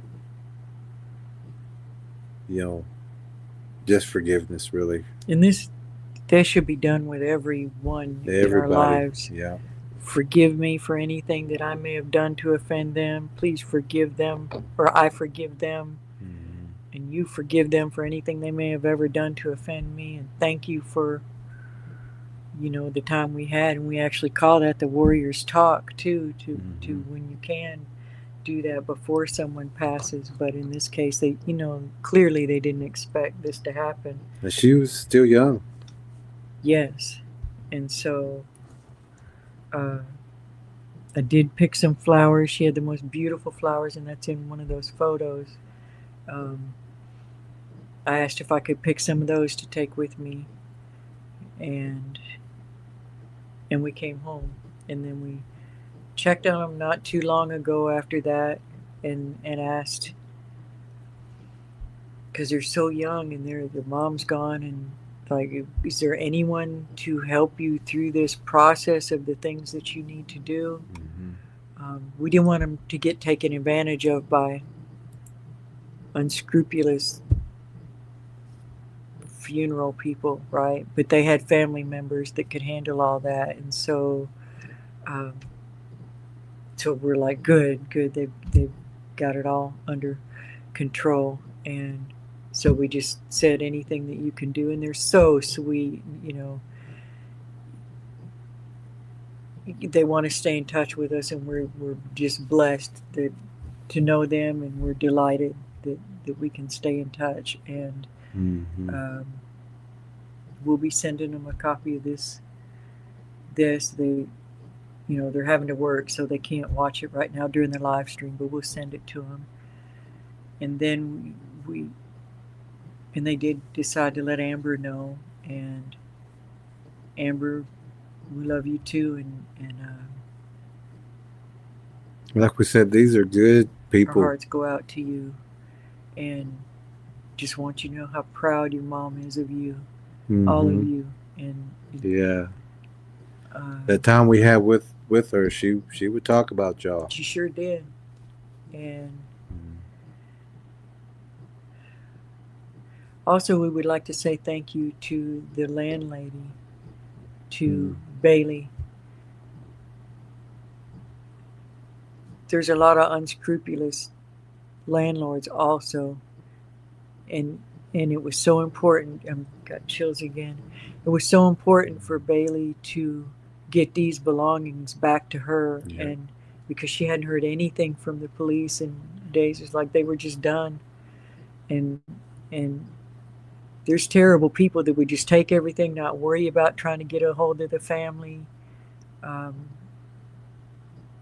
And so she wanted them to come there and get her belongings and know where she was and what had happened. And it looks like they wouldn't have known.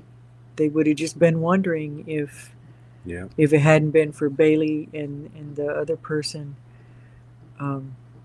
trying to find somebody to please let them know. And so God bless you too, Bailey, for caring enough, and that you cared, that you took good care of her while she was there, and we're glad she had a friend in you too. So a lot of people loved Dee. And then when I looked we didn't get to make it to the funeral in Arkansas. We were just unable to do so.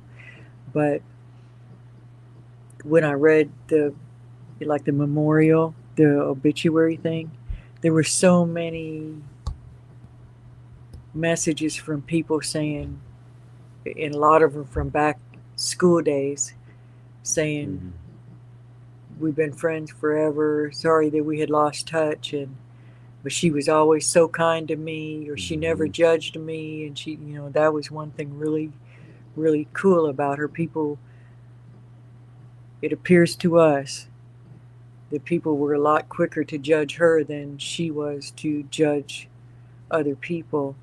And so there's just another remarkable thing about her. Just, it's something else we love about her, is that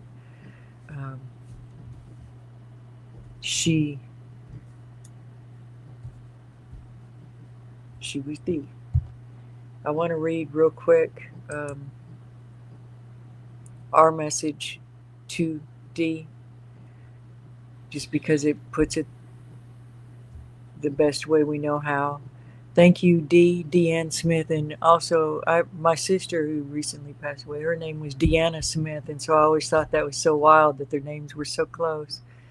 But I said, thank you, Dee, for the time and friendship we got to share with you. We will always remember you as gracious, funny, kind hearted, hardworking, creative, determined, beautiful, nurturing, and fiercely independent. You raised wonderful children and beautiful flowers. May our precious Heavenly Father keep you safe, sound, whole, and happy, and let us meet again in eternity. Your friends forever, Ella and Jerry Williams. And so that's our basic message to you, Dee. And we'll be seeing you again. Yeah. And we thank God that you are whole and healed and unafraid. And I would also say that Dee didn't like when people shoved the Bible down her throat. She told us that. But she did love God and she did love Jesus. And there were several of the more recent posts where she was talking about Jesus and God. She just didn't like to be told what to do. And so she was just an independent person, and we just believed that she knew God, she knew Jesus, and we're not worried about where she went. And we look forward to seeing you again someday, Dee. Yeah. Also, we'd like to thank God for letting us meet you. Yeah. And meet your family and spend time with you and share laughs and we're so happy to have your voice. Yeah. And how you made us laugh and how you took care of us, how you shared what you had, how you made sure that we had a place to rest, how you brought us water, how you didn't want us to work so hard, how you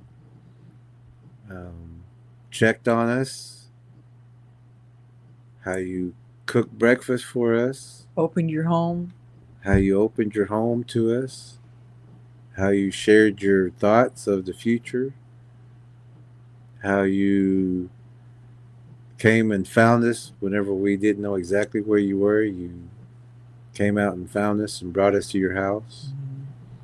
And how you gave us friendship without question. And you didn't think we were crazy either. Yeah, how you didn't think we were crazy either. But we wanted to thank you and thank God for allowing us to have that time with you and sharing the laughter and just warmth. It was just so easy. Yeah. To be your friend. Good friendship. When, there was no awkwardness. And you did good with those children.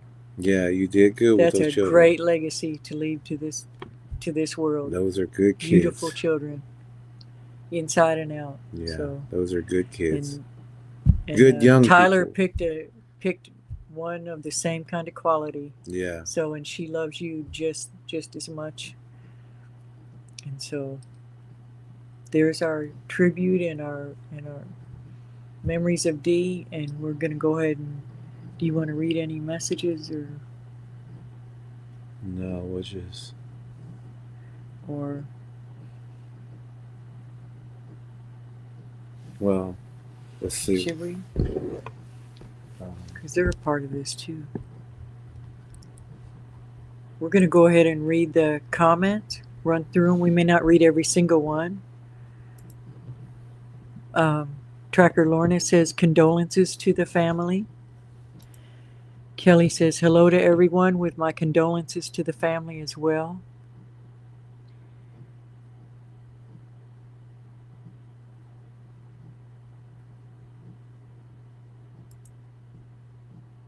Jim is here. Not Stars is here. War Chief is here. Bernice is here. Our verse for tonight, again, Philippians 1:3. I thank my God every time I remember you. Oh, that is a good one. I thank my God every time I remember you. And we want to thank God again for letting us share that time with you.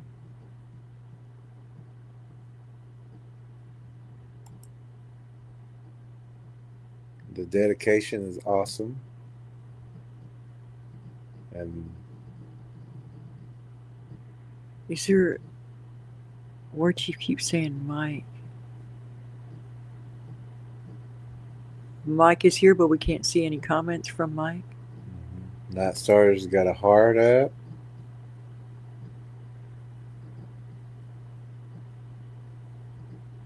People are telling me not to rub my eyes too. Bob is here, 888. Almost all our trackers are here. Kay is here. Kay is here. JR. JR. Oh, JR sent us. I want to read. Oh, no. War Chief never is saying a beautiful message. Lorna is saying a beautiful tribute.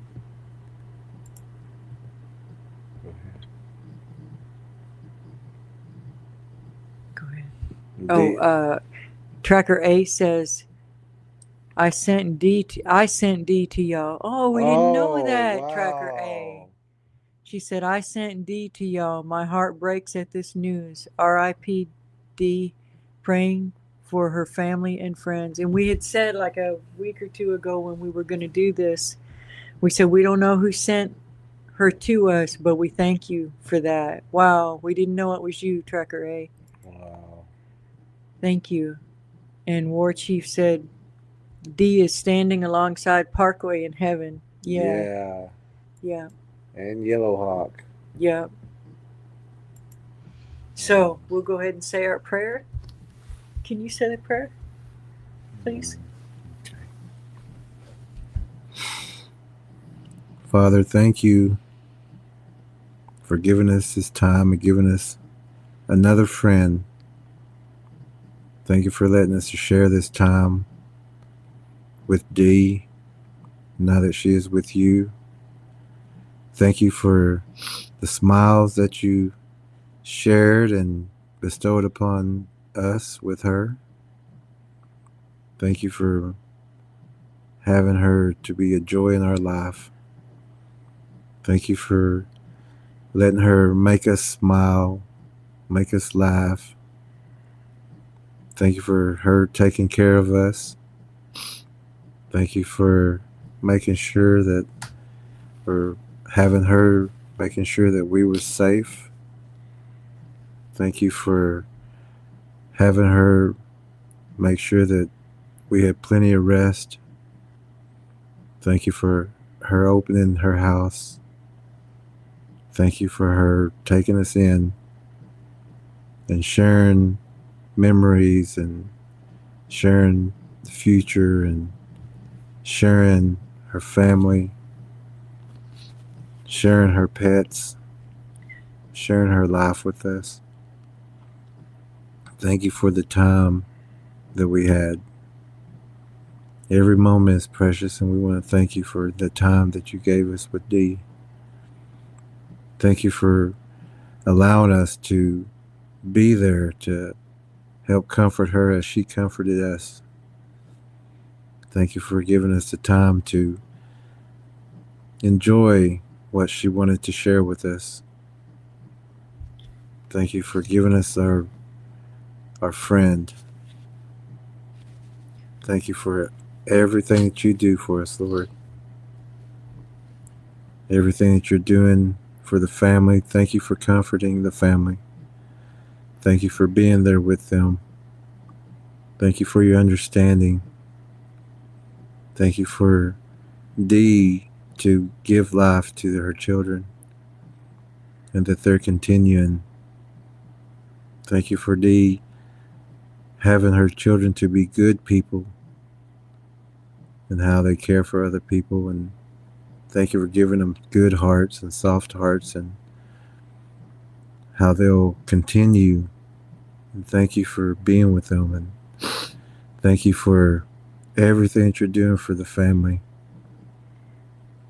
We just ask that you continue watching over all of us, watching over our family and friends as well. And thank you for the time that you give us to find these friends, to spend time with people like Dee. Thank you so much, Lord, for all that you do. Thank you for forgiveness. Thank you for forgiving. Thank you for giving us the opportunity to say that to you, to talk with you, and to walk with you. Thank you again, Lord, for all that you do for us. In your Son's loving name, and blessings upon your name, Lord, and blessings upon your Son's name, and blessings upon the guardian angels who watch over us and guide us and protect us, and the guardian angels who are watching over the family. In your Son's loving name, Yeshua, Jesus, amen. Amen. So, thank you all.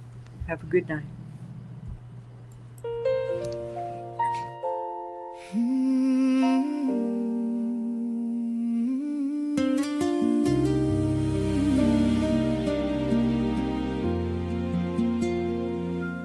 A thought of you came to my mind, and I called to see how you were. You paused, and without saying a word, I heard your sigh, I heard your cry, I heard your why.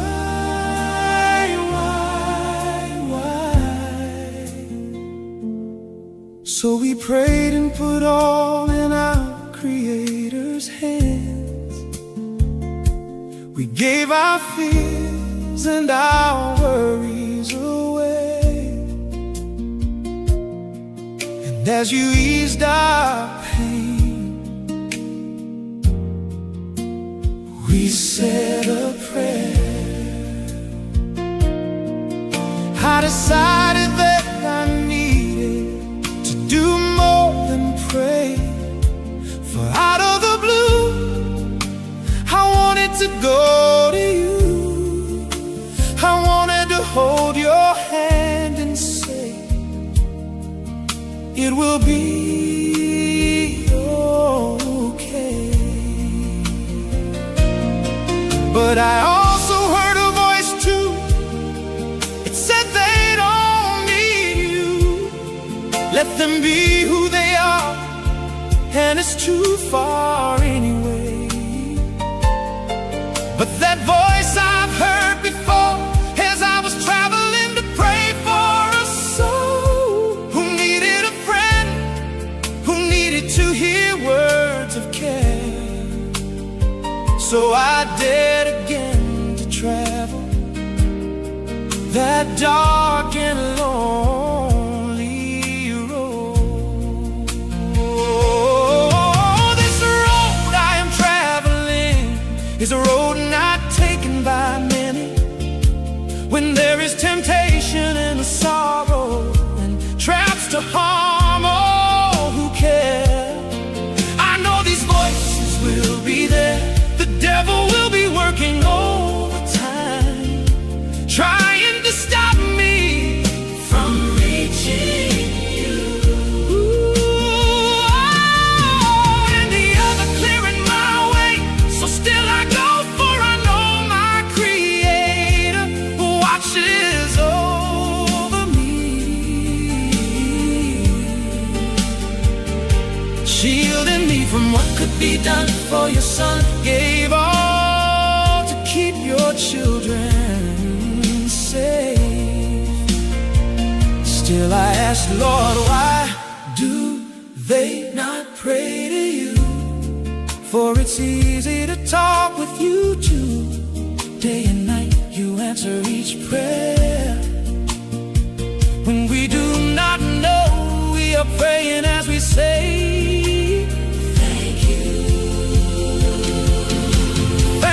for the voice you share with us each day. All the way you say, hey, on the radio, or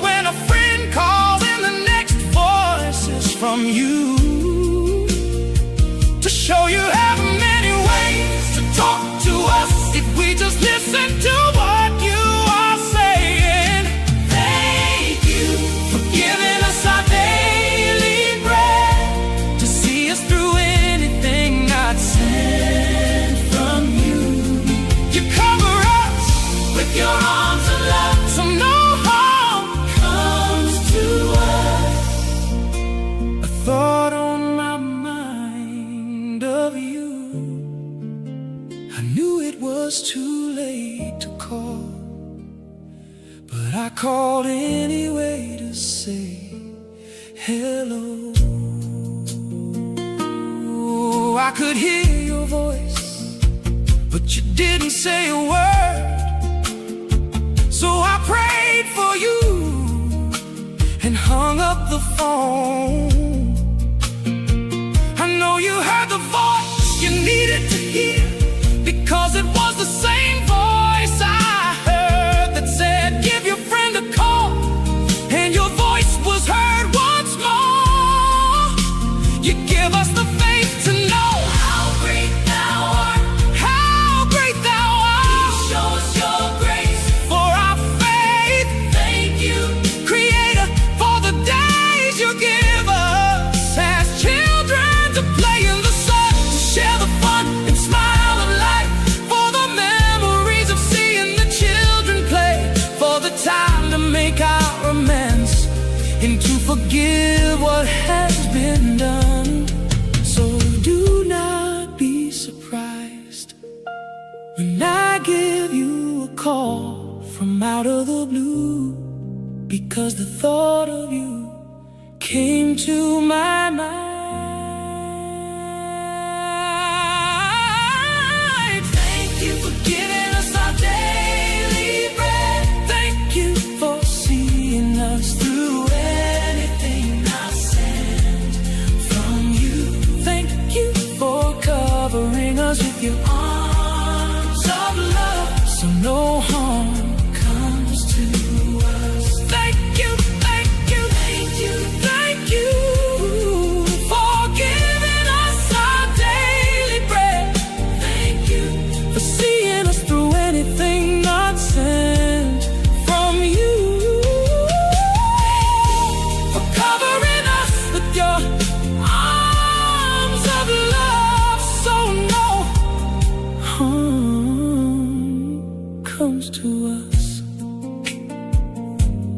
Thank you. Thank you. Hello. Hello.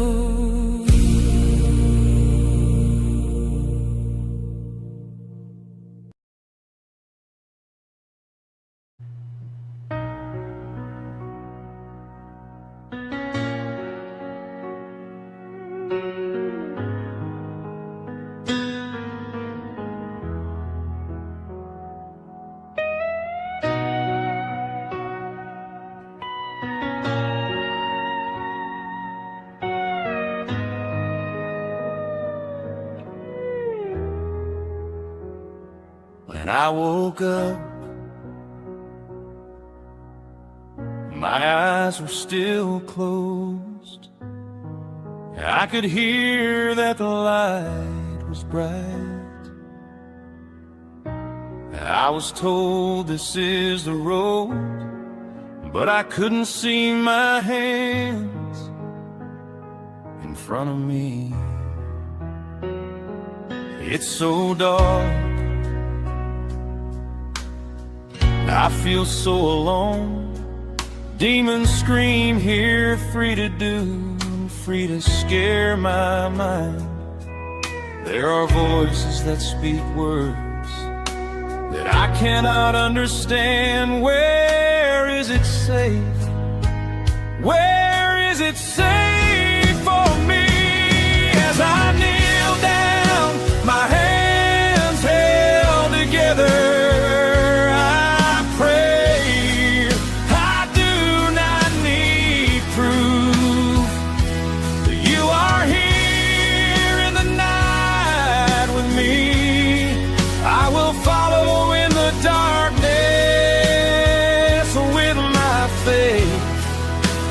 do not need proof.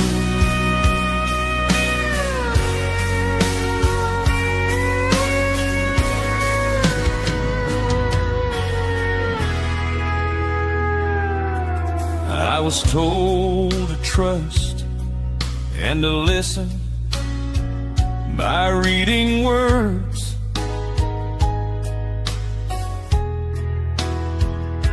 Then one day I heard life say, we are here to shine your way.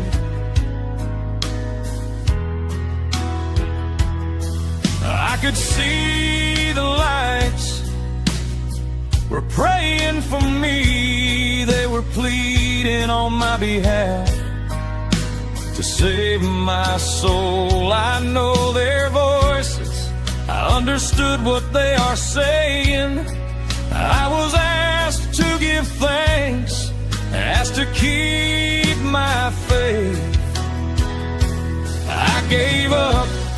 I said, Lord, save my soul. Keep me in your arms, please, Lord. And now I know where I belong. As I pray to you, I shake my head, my teardrops fall. You sent me light to see that it is safe here with you. As I kneel down, my hands held together, I pray. I do not need proof. I do not need proof. No, I do not need proof that you are here with me.